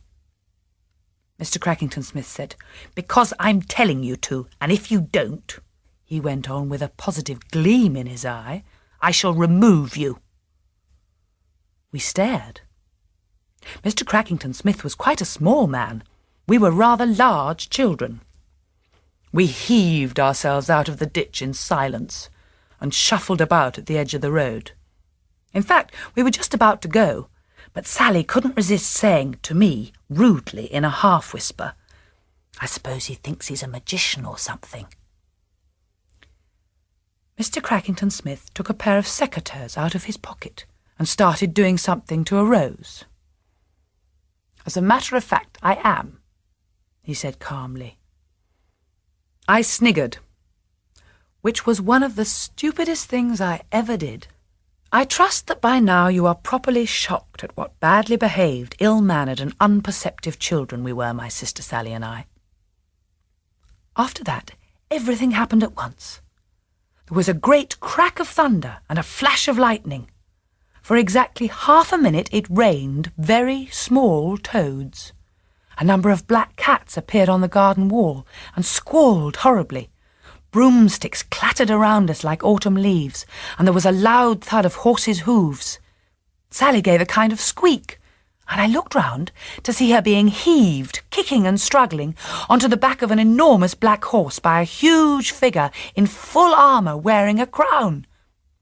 "Help!" she bellowed.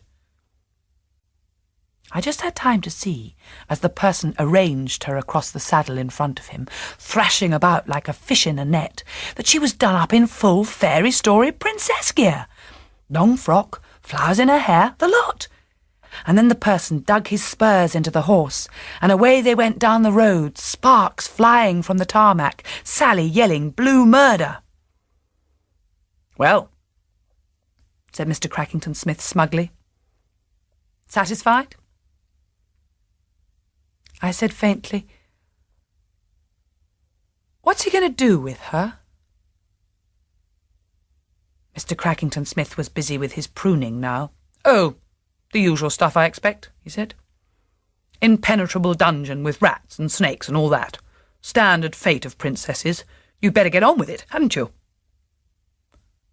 "Get on with what?" "Rescuing her, you stupid boy," said Mr. Crackington Smith irritably.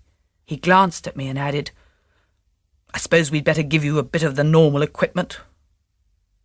There was a hiss and a clunk, and I found a very large, heavy sword stuck firmly into my belt. I took a step forward and tripped over it. "It's too long," I said sullenly. "Fusspot," said Mr. Crackington Smith. He waved his secateurs in the air, and the sword shrank 6 inches. "Well," he said, "all the best." He put the secateurs in his pocket and began to walk towards his house. I said desperately, What do I do?" Mr. Crackington-Smith looked over his shoulder.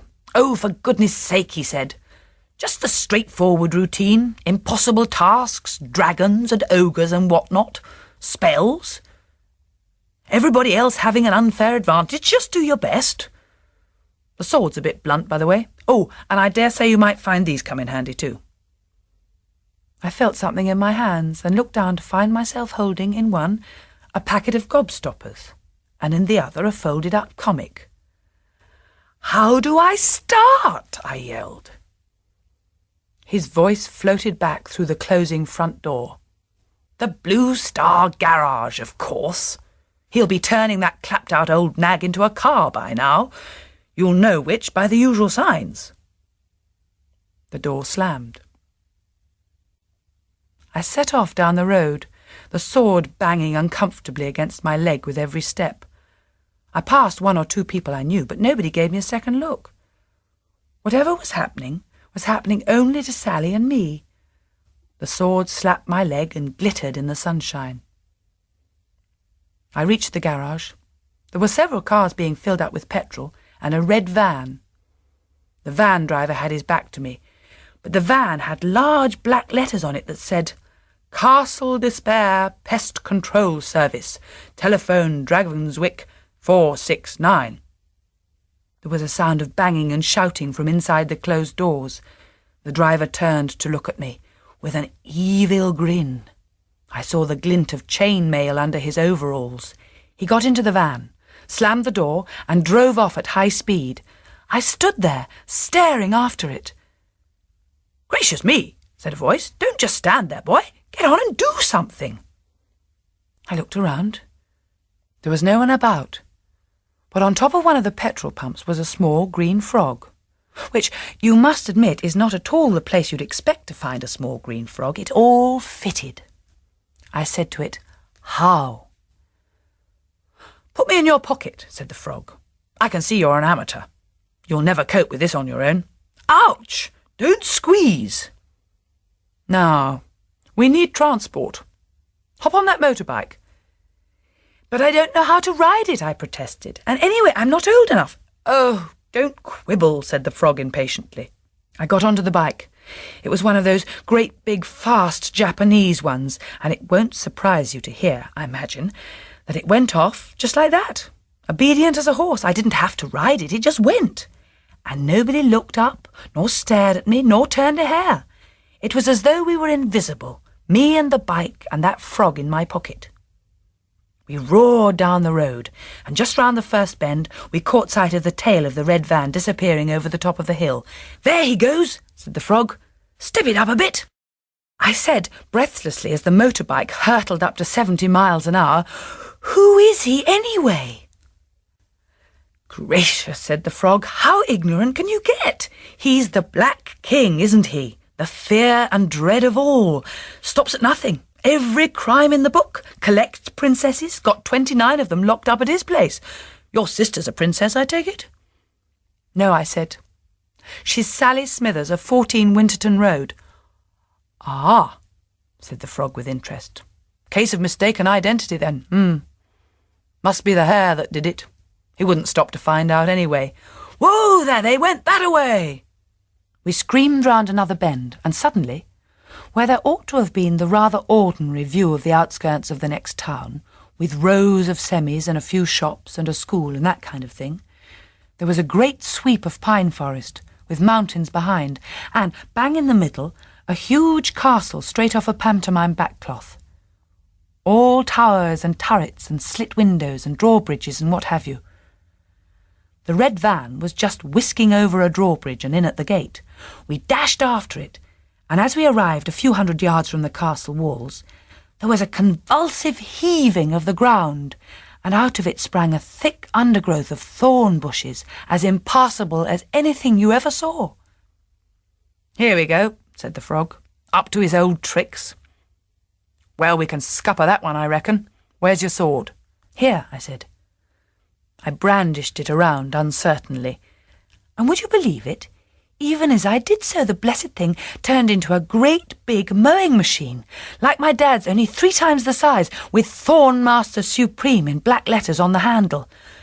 "Let her go!" yelled the frog, and I tore into the brambles with the mower, and in no time at all we had cleared a path right up to the castle entrance. The motorbike had vanished. "Help!" cried a small voice from somewhere far away, and looking down the cliff-like walls of the castle as they plunged down the side of a ravine, I saw a thin red flag fluttering from a barred window. Sally's hair ribbon. "Help!" called her voice, thin and pathetic. "Help! Snakes! Spiders! I want to go home!" "Not to worry, my dear," bawled the frog. He had a remarkably loud voice for one so small. "Rescue operation underway. Press on." The drawbridge was still down. I hurried across it, and just as we reached the open gateway, there was the most appalling roar, and out leapt the largest dog you ever saw in your life, with, yes, you've guessed it, 8 heads, all splayed out from a great iron collar with a tag saying, "Bohemian Security Services, your property is our concern." I took 6 paces backwards. "Get down, you brute," said the frog. "Quick, tranquilise it." I said, "What?" And then I remembered the packet of gobstoppers in my pocket. I pulled them out and hurled one at each head, and the dog snapped them up and stood there sucking and gulping, and quick as a flash we were past it and into the great courtyard of the castle. I stared round in perplexity.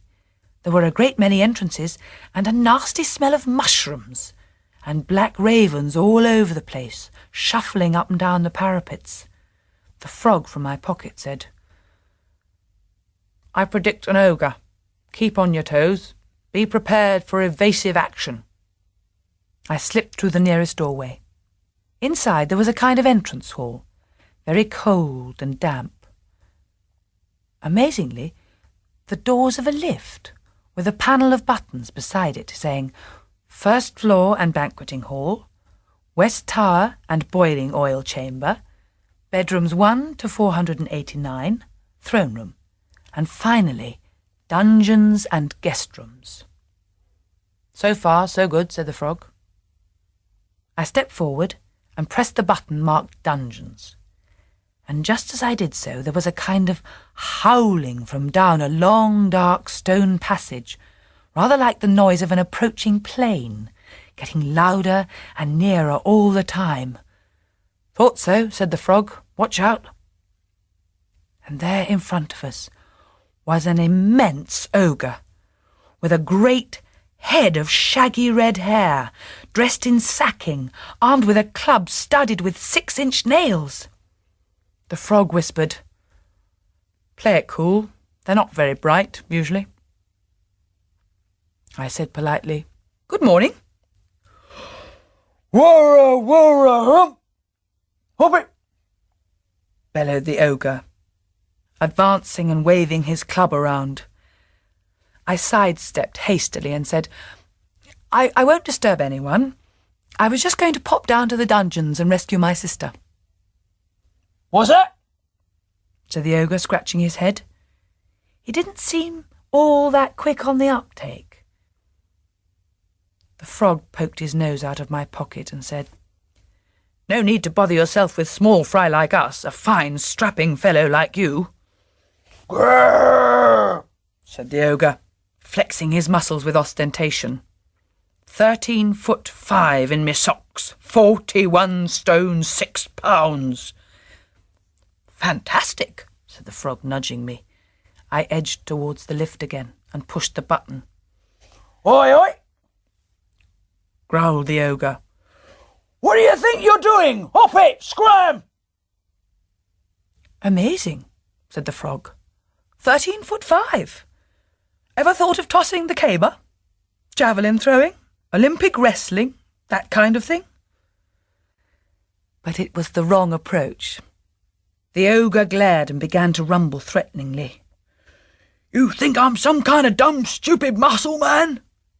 I pressed the lift button as hard as I could. You think I'm a bit thick or something? I'm a thinking man, I tell you. I read books. Absolutely, said the frog. Quite so. Obvious to anyone. I groped in my pocket. Here, I said, present for you. And I flung the comic at the ogre as hard as I could. He grabbed hold of it, and a great beaming smile spread over his face. Oh, he said. Wow. Whoa. Smashing. He began to turn his pages over with his enormous fingers. And at that moment there was a whir and a click, and the lift doors slid open. Quick, said the frog, and I shot into the lift and slammed my hand down on the start button. The doors slid shut again, and the lift plunged down. It stopped. The doors opened. I got out cautiously. There was darkness, and stone walls streaming with water, and things that slithered off into the gloom, and flappings and squeakings and unpleasant smells. Press on, said the frog.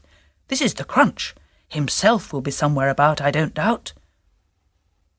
I stumbled forward, calling, Sally! Sally! And after a minute or two, distantly, we heard a faint answering voice. A number of faint answering voices. I rushed on, calling Sally's name, and the answering cries got closer and closer, until at last I groped my way round a corner, and there in front was a great padlocked door with an iron grill at the top, and Sally's face peering through it, shrieking, Help! Get me out of here! Move over, said the frog. This is where I come in. Allowed one trick up your sleeve, it's all part of the game. And with that he sprang out of my pocket, landed on the padlock, and turned himself into a small iron file, which sliced through the metal quick as a flash. The padlock fell off, and the frog, looking a little sore around the mouth, reappeared, poking his nose out of my pocket. I flung the door open, and there was Sally, and a whole lot of other girls, all weeping and wailing and all in princess outfits. They fell on me in the most embarrassing way. And then all of a sudden there was a clatter of heavy footsteps in the passage outside. Here we go, said the frog. It's up to you now. One thing, his backhand's weak. It was the Black King. He sprang at me, armoured from top to toe, and I sprang back, with my sword in my hand.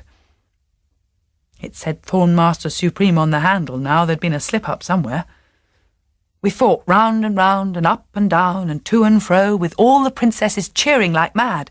And twice I had him down, and once he had me down, and then, just as I thought I couldn't go on a minute longer, he gave a great howl and a banshee wail, and there was a puff of horrible black sulphurous smoke, and he was gone.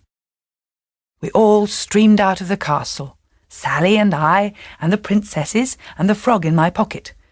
The princesses all said, Thank you ever so much, that was really kind, and went dashing off in all directions, and Sally and I leapt onto the motorbike, which had reappeared again just outside the castle, and we roared off too, and there we were on the edge of the road outside Mr. Crackington Smith's house. No motorbike, no frog, no sword, Sally in jeans and a T-shirt again. We looked at each other. Neither of us said anything. We walked home very slowly, and we didn't say a thing, but every now and then we glanced at each other, quick, and then looked away again. I knew. Sally knew. We still do. We don't talk about it even now. It was a funny thing to happen, wasn't it? On a Wednesday afternoon. As I said, you'll have to take it or leave it. It's up to you. I'm just telling you what happened. A flock of griffins. It is not only human beings who use churches and cathedrals. You'll have noticed that. Birds do too. Look carefully next time you're in front of a cathedral, and somewhere, perched on the head of a statue, poking out of a gutter, you'll see an untidy mass of sticks. a pigeon's nest. Westminster Abbey in London is no exception. London pigeons, let me tell you, are very set in their ways. They don't move easily. They stay in the same part for generations. Trafalgar Square pigeons wouldn't be seen dead south of the river. Westminster Abbey pigeons consider themselves a cut above the St. Paul's lot. And those two, mind, are the most superior roosts in London. The pigeons who nest high up in the west front of the Abbey claim that they have inherited the right since the time of William the Conqueror. Between you and me, that's pushing it a bit. But it's true enough that some of them could trace their nests back to Queen Victoria, or even to the Battle of Waterloo. It's an odd place to be raised for a young pigeon. Think of it. Up there among the statues of kings and saints, and the gargoyles and the fantastic birds and beasts that cathedrals have all over them. Very fantastic indeed, some of them are. Dragons and serpents and fishes and I don't know what. It wouldn't be surprising if a bit of confusion arose, if funny things happened, if the parent pigeons, sitting there amongst all that, became a little disordered. The pair with which we're concerned, though, would never have admitted that.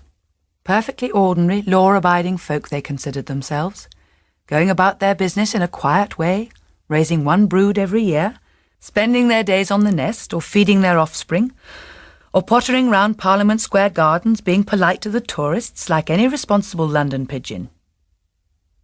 Nevertheless, it was they who began it all. Or it was in their nest that it all began. At first, everything seemed quite normal. The 2 eggs hatched, on time, without fuss, and there were the usual pink wriggling chicks. It wasn't until about the 3rd or 4th week that the mother pigeon had a suspicion things weren't as they should be. She said, "You know there's something funny about this year's lot." The father peered into the nest. "They're always ugly at this stage, dear." And indeed they were, as you'll know if you've ever seen a young pigeon. Featherless except for a few half-hearted quills, huge-headed and wide-mouthed, and a nasty mottled pink and grey colour. "These are different," insisted the mother. "They give me a funny feeling." Her voice sank to a whisper. "I think they're growing tails." After a few days, the father began to share her doubts. He called in an old, wise pigeon, one of the leaders of the flock, privileged for many years to roost on the head of Edward the Confessor. The 2 of them studied the contents of the nest. At last the old pigeon spoke. "Well, I hardly know what to say. You were quite right to be concerned." The mother began to weep. "It's not my fault. I've done all the right things. I fed them and sat on them." The old pigeon sighed. "I'm sure you shouldn't blame yourself. It could have happened to anyone.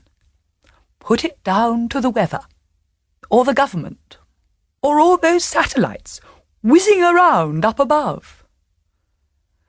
"What are they?" demanded the father. "What you've got there," said the old pigeon, "is a pair of griffins." The mother gave a little shriek.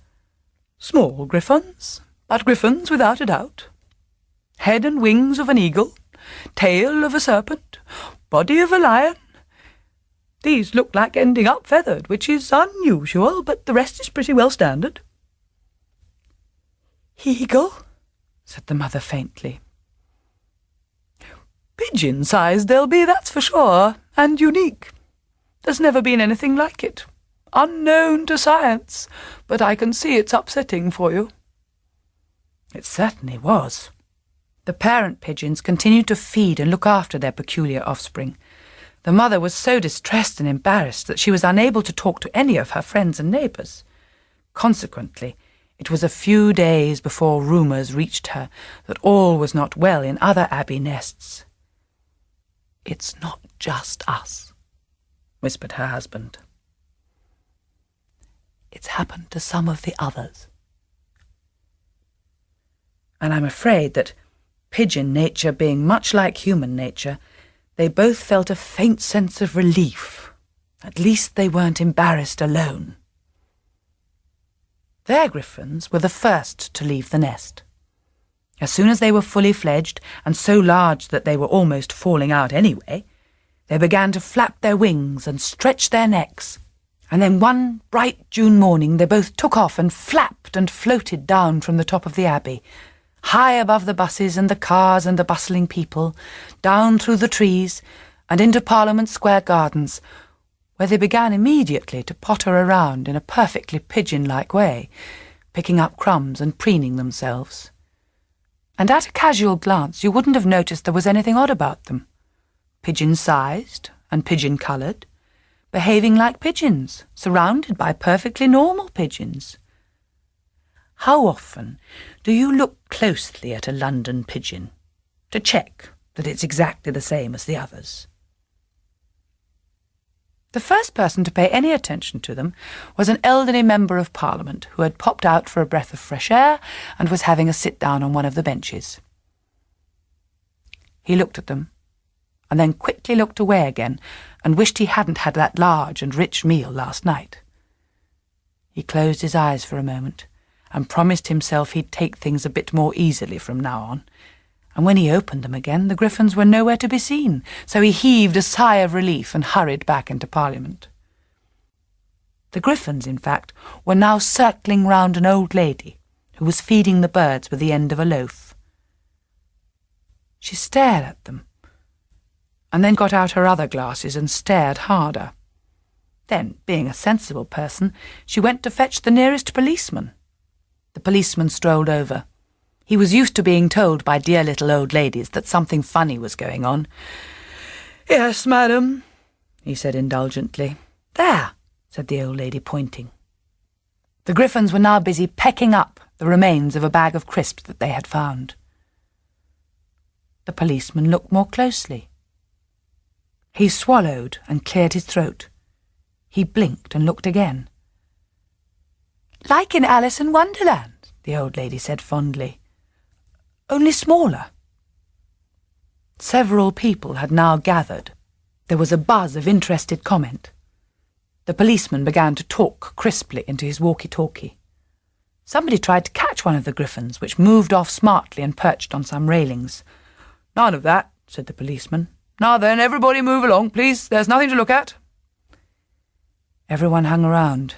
The tourists got out their cameras, and thus it was that a somewhat blurred enlargement of a photo of one of the Griffins, holding a bacon-flavoured crisp in its right front claw, appeared on the front page of the Sun the next morning.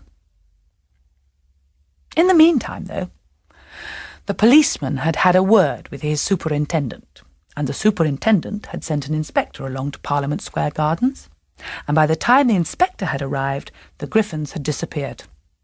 There were just pigeons, ordinary, straightforward Westminster pigeons. If it hadn't been for the old lady and the other people who were still hanging around and only too pleased to swear the Griffins had been there, and of course that photo the next day, the policeman would have had a telling off. As it was, the inspector decided to send a brief report of the matter to the people at the zoo and leave it at that. The curator of birds at the zoo saw the photo in the Sun anyway, because one of the keepers brought it to him for a joke. "Better get one of them, sir, haven't we? Be a bigger draw than a baby panda." The curator laughed and agreed that it would. But then half an hour later he opened his mail and read the police inspector's report. And half an hour after that, his secretary came in to say that 3 different people had telephoned to say that they had seen freak pigeons in Westminster, with little tails and 4 legs. The curator of birds frowned and tapped his fingers on his desk, and then he got up and pulled on his raincoat and went down to Parliament Square in a taxi. A good half-dozen or so of the Griffin chicks had left their nests by now. The first one that the curator saw was perched on the arm of a bench preening a wing. An old man was sitting within 3 feet of it reading a newspaper. He glanced at it once and returned to the newspaper, but he may have had bad sight. The curator closed his eyes for 10 seconds. He felt quite dizzy. The last time he could remember feeling anything like this was when he opened a cage brought by a bird collector and found within it a kind of South American parrot that was considered to be more or less extinct. But this was worse. 10 times worse. "No," he whispered. "It's impossible." He opened his eyes. The griffin was still there. It turned its head and looked at him for a moment and then flapped over to a flower bed. The curator rose to his feet, slowly and casually, and moved, even more slowly and casually, towards the griffin. At that point he caught sight of another one, emerging from under a bush. He cursed himself for not having brought a camera. He slipped off his raincoat and moved very, very gently towards the griffin, which was unconcernedly pecking at an old sandwich, and prepared to drop the raincoat on top of it. At which point, both griffins took off smartly and flew up into the nearest tree. The curator decided to waste no more time. He went to the nearest telephone and called a very important policeman he knew, and an even more important cabinet minister. And within half an hour, the whole of Parliament Square was cordoned off, and the worst traffic jam that had ever been known had built up in central London. Some people said it was another of those demonstrations, and others said knowingly that there'd been a bomb thrown at the Prime Minister, and large crowds gathered to gaze over the barriers into Parliament Square Gardens, where 24 policemen and several people from the zoo, including the curator, were prowling around with cameras and things like enormous butterfly nets. The Griffins sat in the top of a tall tree or on the buttresses of the Abbey and watched. That was day 1. By day 2 it was on the evening television news, and on day 3 every newspaper in the country was full of letters saying what ought and ought not to be done. The Royal Society for the Protection of Birds had a march to Downing Street to hand in a petition, demanding that the whole of the embankment should be turned into a Griffin sanctuary, and Parliament move for the time being into Wembley Stadium. It was June, and good dry weather. The Save Britain's heritage people wanted them declared a national monument immediately, and the National Union of Farmers said they must be classified as dangerous pests and shot before they got out of hand. Meanwhile, more griffins came down from their nests. The curator of birds borrowed his son's scout tent and set up camp in Parliament Square Gardens. The griffins were counted and filmed. The curator and the president of the Royal Society for the Protection of Birds were now having a furious row about whether or not a pair should be caught for the zoo. The curator insisted that it was absolutely essential in the interests of science. The president pointed out that there would be violent objections to this by bird lovers. The curator got in such a state that he began to argue that they could hardly be said to be birds anyway, and then thought better of it, remembering that in that case his old enemy, the curator of reptiles, would probably get them. On day 6, Parliament, which had been having a succession of emergency debates, passed the Griffin Protection Act. No griffin was to be killed, caught, or otherwise molested, on pain of the most terrible penalties.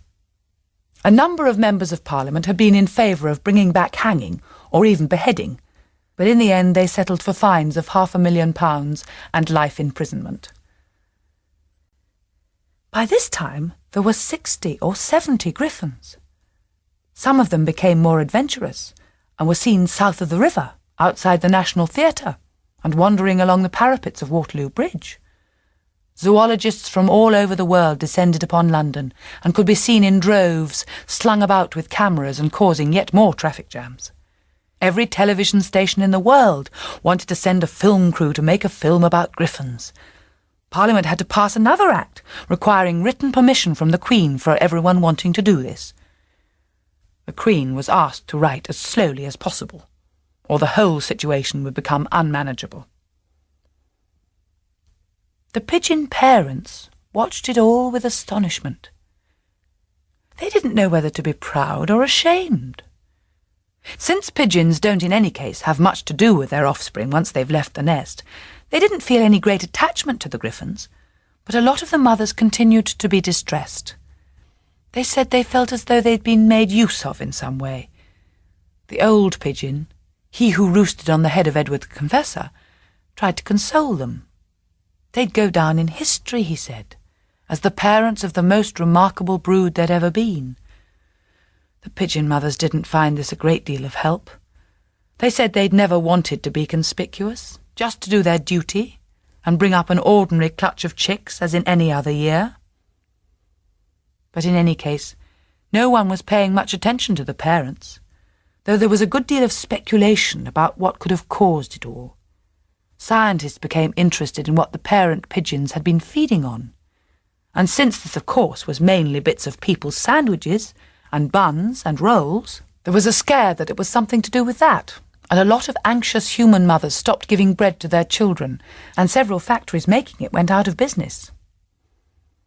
Other people said darkly the government were behind it, and a rather wild clergyman from Cornwall kept announcing that it was the beginning of the end of the world, so the Archbishop of Canterbury had to step in and make a television announcement saying firmly that it wasn't, but that it was all extremely interesting, and we should be proud that we could still do things that other countries couldn't. The President of the United States wrote a private letter to the Queen, reminding her what good friends they were and what a special relationship they had, and hinting that he'd like a really nice Christmas present this year. He and his wife just love birds, he said, especially unusual kinds. The Russian president sent a formal note to the Prime Minister offering 2/3 of Siberia in exchange for a pair of griffins. The Chinese offered 6 pandas for a pair. The French suggested a straight swap for the Eiffel Tower. The Japanese said they'd give a miniature portable television set, a pocket calculator, and an electric train set to every child in the country if they could have a pair of griffins. This was a cunning plan and caused a lot of trouble once it got out, resulting in another march on Downing Street, this time by 2,000 children from Birmingham who thought it was an interesting idea.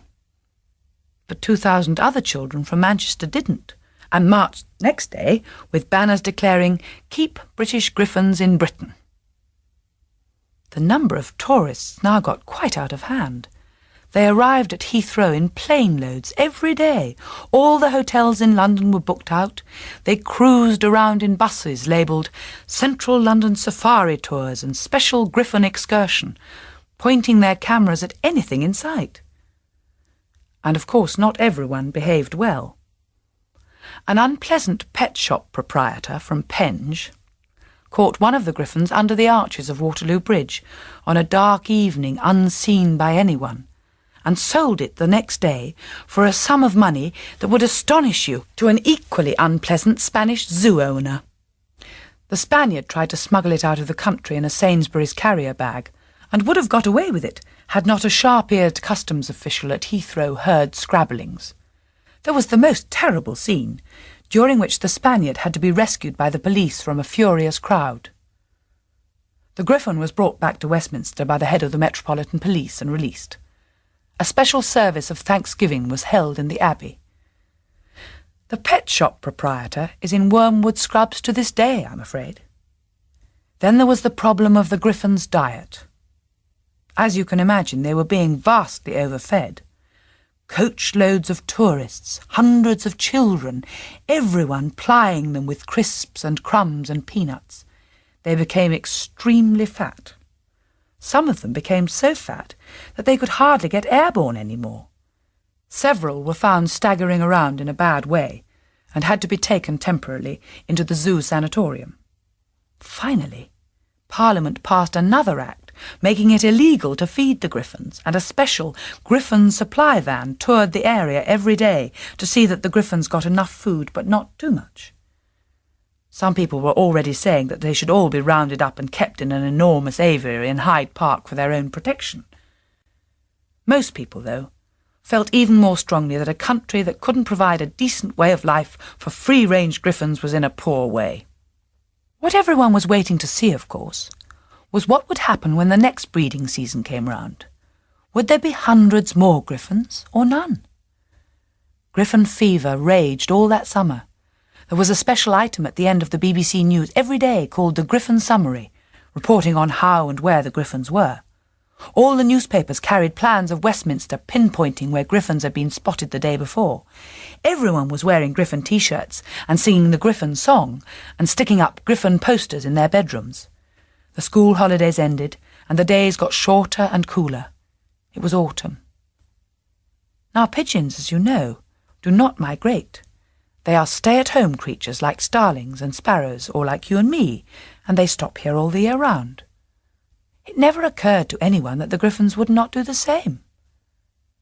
Imagine, then, the horror of those who understood bird behaviour when, one sunny October day, the Griffins all started to line up on the telephone wires high above Parliament Square, flapping their wings and chatting amongst themselves. The curator of birds, pale and shaking, telephoned the Queen and the Prime Minister. "Is it normal for them to migrate?" asked the Queen. No one could answer this question. The Prime Minister rushed off to send telegrams to all other Prime Ministers everywhere, making it clear that any migrating Griffins were British property and must be treated as such. The curator of birds sat on a bench and gazed mournfully at the Griffins, who combed their feathers with their claws, swished their snake-like tails, and cocked their eagle eyes at the gathering crowds beneath. Word had got round. By the evening of that day, there were huge, silent throngs of people outside the Houses of Parliament watching the Griffins. The band of the Scots Guards came and played "Will Ye No Come Back Again" a great many times. The BBC interrupted all programmes every 15 minutes, and when at last, as dusk fell, the whole flock of Griffins rose into the air, circled 3 times above Big Ben, and then lifted higher and higher above the Thames, the nation was able to watch their departure from its sitting room. Lots of people were in tears, though no one could have said exactly why. They never came back, unlike swallows and other reliable birds who know the rules of migration. But then, they weren't ordinary birds, were they? They never came back, and no Griffin has ever hatched again from any nest on Westminster Abbey or any other cathedral. Scientists have been trying to find explanations ever since, and people who are as old as I am still remember the summer of the Griffins and have our Griffin T-shirts tucked away somewhere in a drawer. And where did they go? That's another mystery. Bird watchers have watched for them from Greenland to the Falkland Islands, without ever a glimpse. Perhaps no one will ever find out. Griffins, remember, are an ancient race, far older than pigeons or humans. They know about things other creatures have forgotten. Maybe in some remote mountain pass, or on the shores of some undiscovered lake, there is a flock of Griffins, peaceably living and breeding, far from the tourists and the traffic. I rather hope so.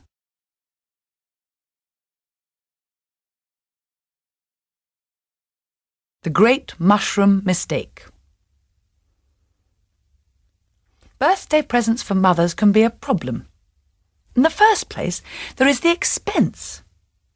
Obviously, diamond necklaces and holidays in Bermuda are out of the question, even if your mother is the sort of person who would fancy such things. In the second place, there is the difficult matter of choice. A present should be just what the person wants. To know what this might be, you have to make a study of the person in question. Sue and Alan Hancock had studied their mother as much as most children. That is to say, they knew warning signs of ill temper. A generally frowsty appearance, a tendency to say no in reply to any request, and signs of a good mood when almost anything might be allowed, humming while making the beds, preparation of large meals. And they could hardly help knowing what she was interested in. Mrs. Hancock was good at growing things. The Hancock's garden didn't just bloom, it crackled and exploded and positively burst out with leaf and petal. Mrs. Hancock had green fingers, to put it simply. Everything she planted came popping out of the ground and then shot outwards and upwards. Her roses and her peas were the envy of the neighbourhood. Whenever she had a spare minute, she was out in the garden.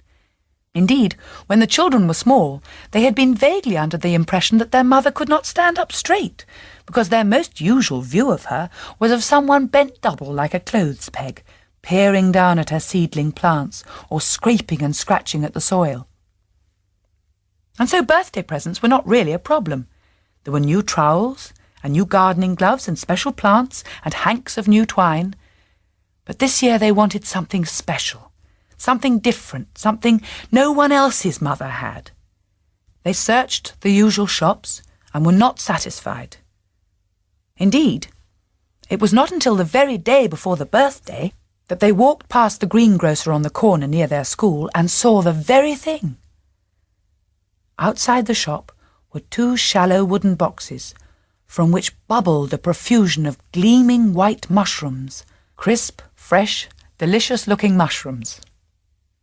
And alongside the boxes was a notice, "Grow your own mushrooms, a new crop every day." They looked at each other. Their mother had grown just about everything in her time, but never mushrooms. They went into the shop. They bought a small plastic bag labelled mushroom spore, another bag of earthy stuff in which you were supposed to plant it, and an instruction leaflet. Mrs. Hancock was thrilled. She couldn't wait to get going. The instruction leaflet said that the mushrooms liked to grow indoors in a darkish place. A cellar would do nicely, it said, or the cupboard under the stairs. The Hancocks had no cellar, and the cupboard under the stairs was full of the sort of things that take refuge in cupboards under stairs. Old shoes and suitcases, and a broken tennis racket, and a chair with only 3 legs. Mrs. Hancock decided that the only place was the cupboard in the spare room, which was used by guests only, and no guest was threatening for some while. The children helped her to spread the earthy stuff out in boxes and scatter the spore. Then apparently all they had to do was wait. During the night, Alan woke once and thought he heard a faint creaking sound, like a tree straining in the wind. And when, in the morning, they opened the door of the spare room cupboard, there in the boxes was a fine growth of mushrooms, fat adult mushrooms and baby mushrooms, pushing up under and around them. Mrs. Hancock was delighted. The children preened themselves on the success of their present. Everyone had fried mushrooms for breakfast. The next day, they found the cupboard door half open and mushrooms tumbling out onto the floor. "Gracious," said Mrs. Hancock, "it'll be mushroom soup for lunch today." The instruction leaflet said, "Do not sow more spore till cropping ceases." So they decided to wait and see what happened. The next day, there were as many mushrooms again. They had mushrooms for every meal. On the 3rd day, there were not only mushrooms bursting from the cupboard, but a small clutch under the wash basin. There were far too many to eat. Mrs. Hancock gave some to the postman and the milkman and the people next door. That night, the creaking was more definite. Both children heard it, a sound something between a rustling and a splitting, the sound of growth. And in the morning, there were mushrooms all over the spare room floor, a clump on the stairs, and several clusters under the table in the hall. The Hancocks gazed at them in astonishment. "They are doing well," said Mrs. Hancock, with a slight trace of anxiety in her voice. It took some time to collect them all up, and the people next door said thanks very much, but they couldn't really do with any more. The children were getting heartily tired of mushroom soup. In the end, they had to throw a lot away. Over the next few days, the mushroom invasion continued. They found mushrooms in the bathroom and beside the cooker and in the toy chest. When they got up in the mornings, they had to walk downstairs on a carpet of small mushrooms which squeaked faintly underfoot, like colonies of mice. It was when Mrs. Hancock had to vacuum mushrooms from the sitting-room carpet that they realised the situation had got quite out of control. "Stop planting the things," said Mr. Hancock. "I have," wailed Mrs. Hancock. "I only ever did plant them the once. They just keep coming." "Green fingers," said her husband sourly. "That's the trouble." Everyone looked despairingly at Mrs. Hancock's hands. Perfectly ordinary, sensible-looking hands, but clearly, in this instance, fatal. They filled the dustbins with mushrooms. They took plastic sacks of mushrooms to the town dump, and still they came, bubbling up every night, springing cheerfully from window ledges and skirting boards and behind pictures. The house smelt of mushroom, a clean, earthy smell. Mrs. Hancock called in the pest control service, a business-like man with a van, who took one look at the mushrooms and shook his head in perplexity. "I've never seen anything like it," he said. "Now, if it was rats or cockroaches, I'd know where I was. Or wasps. Or ants. This is phenomenal." He looked out of the window at the garden, and then at Mrs. Hancock. "I'd say you had a way with nature, madam. Ever thought of going into the wholesale business?" He left a can of weed killer and said he would come back in a few days. Mrs. Hancock mopped the whole house out with weed killer. The next morning, the night's growth of mushrooms looked a little sickly, like someone who has had a late night and a touch of indigestion. But the day after, they were as thriving as ever, coming up here, there, and everywhere, so that the floors of every room looked softly cobbled. The children were sent out to buy yet more black plastic sacks. The pest control man shook his head again. "They've got a hold," he said. "That's what. Frankly, I don't know what to suggest. It's interesting, mind. I wouldn't let the papers get onto it. You could find yourself on the front page." The Hancocks stared at him coldly. "I'll have a think," he said, going out of the front door. "The great thing is, don't panic." That evening, Mrs. Hancock said, "There's nothing for it. We're going to have to call in Aunt Sadie." There was a silence. Mr. Hancock sighed. "A desperate measure," he said, "but I see your point. Many families have an Aunt Sadie, an expert, all-purpose, undefeatable, long-distance interferer. The relation who senses defects as soon as she has one foot inside the door. Pity that paint turned out the wrong colour. I see Sue's hair still growing dead straight. I'm wondering if Alan's teeth don't need a brace. Aunt Sadie could kill any occasion stone dead. Christmas, birthdays, family outings. Strong men fled at the sight of Aunt Sadie, and there was nothing Aunt Sadie enjoyed more than muscling in on a situation, preferably uninvited, and, as she called it, lending a willing hand. What chance, Mr. Hancock agreed, would a few mushrooms have against Aunt Sadie? Aunt Sadie, dropping her suitcase in the hall, stalked through the house inspecting. She peered at the mushrooms, and the mushrooms, just starting on their second crop of the day, peeped back from the cracks in the floorboards and sidled out from under the carpets. She fetched the dustpan and shovelled out a couple of pounds of them from inside the grandfather clock, where they had been surging up unnoticed for several days. The Hancocks watched with interest. Aunt Sadie, in her time, had reduced a 6-foot traffic warden to tears and disrupted an entire police station. She went upstairs and could be heard tramping around. When she came down, Mr. Hancock said, "Well, Sadie? Bit out of your line, eh?" This, of course, was meant to provoke, and it did. Aunt Sadie glared at him. "I want a free hand. I want everyone out of the way except the children. You'd better take Mary for a short holiday." "But I don't want a holiday," Mrs. Hancock began. "You'll have to. There's no two ways about it. It's having you here that's encouraged the things. I always said all that gardening was unnatural." She rolled up her sleeves. "What do you want us for?" asked Sue. "Labour force," snapped Aunt Sadie. The next few days were pandemonium. "There's nothing," said Aunt Sadie decisively, "that a good spring clean won't deal with." Carpets, curtains, chairs and tables were hurled hither and thither. The house looked as though a bomb had hit it. The children scurried to and fro with buckets and scrubbing brushes. The mushrooms grew, undaunted. The children were sent shopping. 10 gallons of disinfectant, said the manager of the hardware shop. Jay's fluid and ammonia and a quart of insecticide. You people in some kind of trouble? Aunt Sadie, with the children panting behind her, scrubbed and sprayed and swabbed. For 5 days she and the mushrooms did battle. A dose of Jay's fluid had them coming up blackened but valiantly fighting back. Insecticide and flea powder sent them reeling for a couple of days. "We've got them on the run," said Aunt Sadie grimly. But then a new wave broke up from the airing cupboard. The war was on again. All this had quite distracted Aunt Sadie from her usual occupation when visiting, general interference.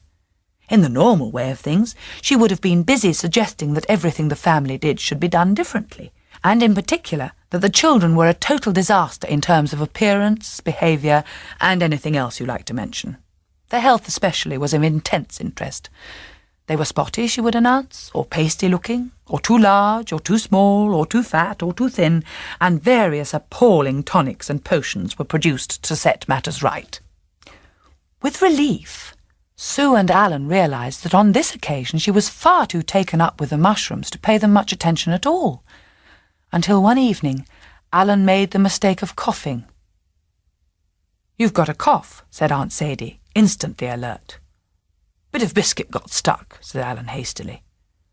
"I know a chronic cough when I hear one," said Aunt Sadie, grim.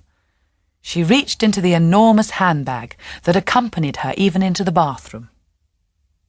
Out came a bottle of fearsome-looking brown stuff and a spoon. "Open your mouth." Whether what happened next was an accident or not will never be known. As the first horrific whiff of the cough mixture reached Alan's nose, he gave a kind of convulsive snort. The cough mixture blew from the spoon flew from Aunt Sadie's hand. Aunt Sadie, with a cry of annoyance, leaned forward to rescue it and knocked over the open bottle upon the table, which lurched to the floor, gushing thick brown cough mixture in all directions. Everyone began to blame everyone else until suddenly Sue cried, "Look!" The advancing tide of cough mixture had reached a clump of mushrooms that had sprung up unnoticed from the skirting board. And as it did so, a very curious thing happened. The mushrooms vanished. They simply expired. One moment they were there, and the next there was nothing but a little heap of dust and a puddle of cough mixture. "Well," said Aunt Sadie, staring, "that's interesting." "If it does that to people too," said Alan, "it's a jolly good thing I didn't swallow it." Aunt Sadie ignored him. "I think," she said thoughtfully, "we may be onto something." This time Aunt Sadie did the shopping herself. It is not just anyone who can persuade a chemist to make up several gallons of cough mixture and supply it in a large can with a spray attachment. What the chemist said or thought is not known. Aunt Sadie had a way of discouraging unwelcome curiosity. Anyway, she returned, armed with the new weapon, and set to work. And within a matter of hours there was not a mushroom in sight, nor did any appear the next morning, nor the next. Aunt Sadie stalked around the house in triumph and sent for Mr. and Mrs. Hancock. The children, eyeing the remains of the cough mixture with awe, were quite extraordinarily careful not to cough. And that was the end of the great mushroom mistake. For her next birthday, the children gave their mother 6 handkerchiefs and some talcum powder, an unadventurous present, but a safe one. And Aunt Sadie's reputation soared to even greater heights. There was nothing, it was generally agreed, with which she could not deal. The government, Mr. Hancock suggested, would do well to hire her and keep her in hand for use in case of riots, epidemics, earthquake or flood. And the pest control man, who happened to call back the day before Aunt Sadie left, is still trying to get from her the recipe for that cough mixture.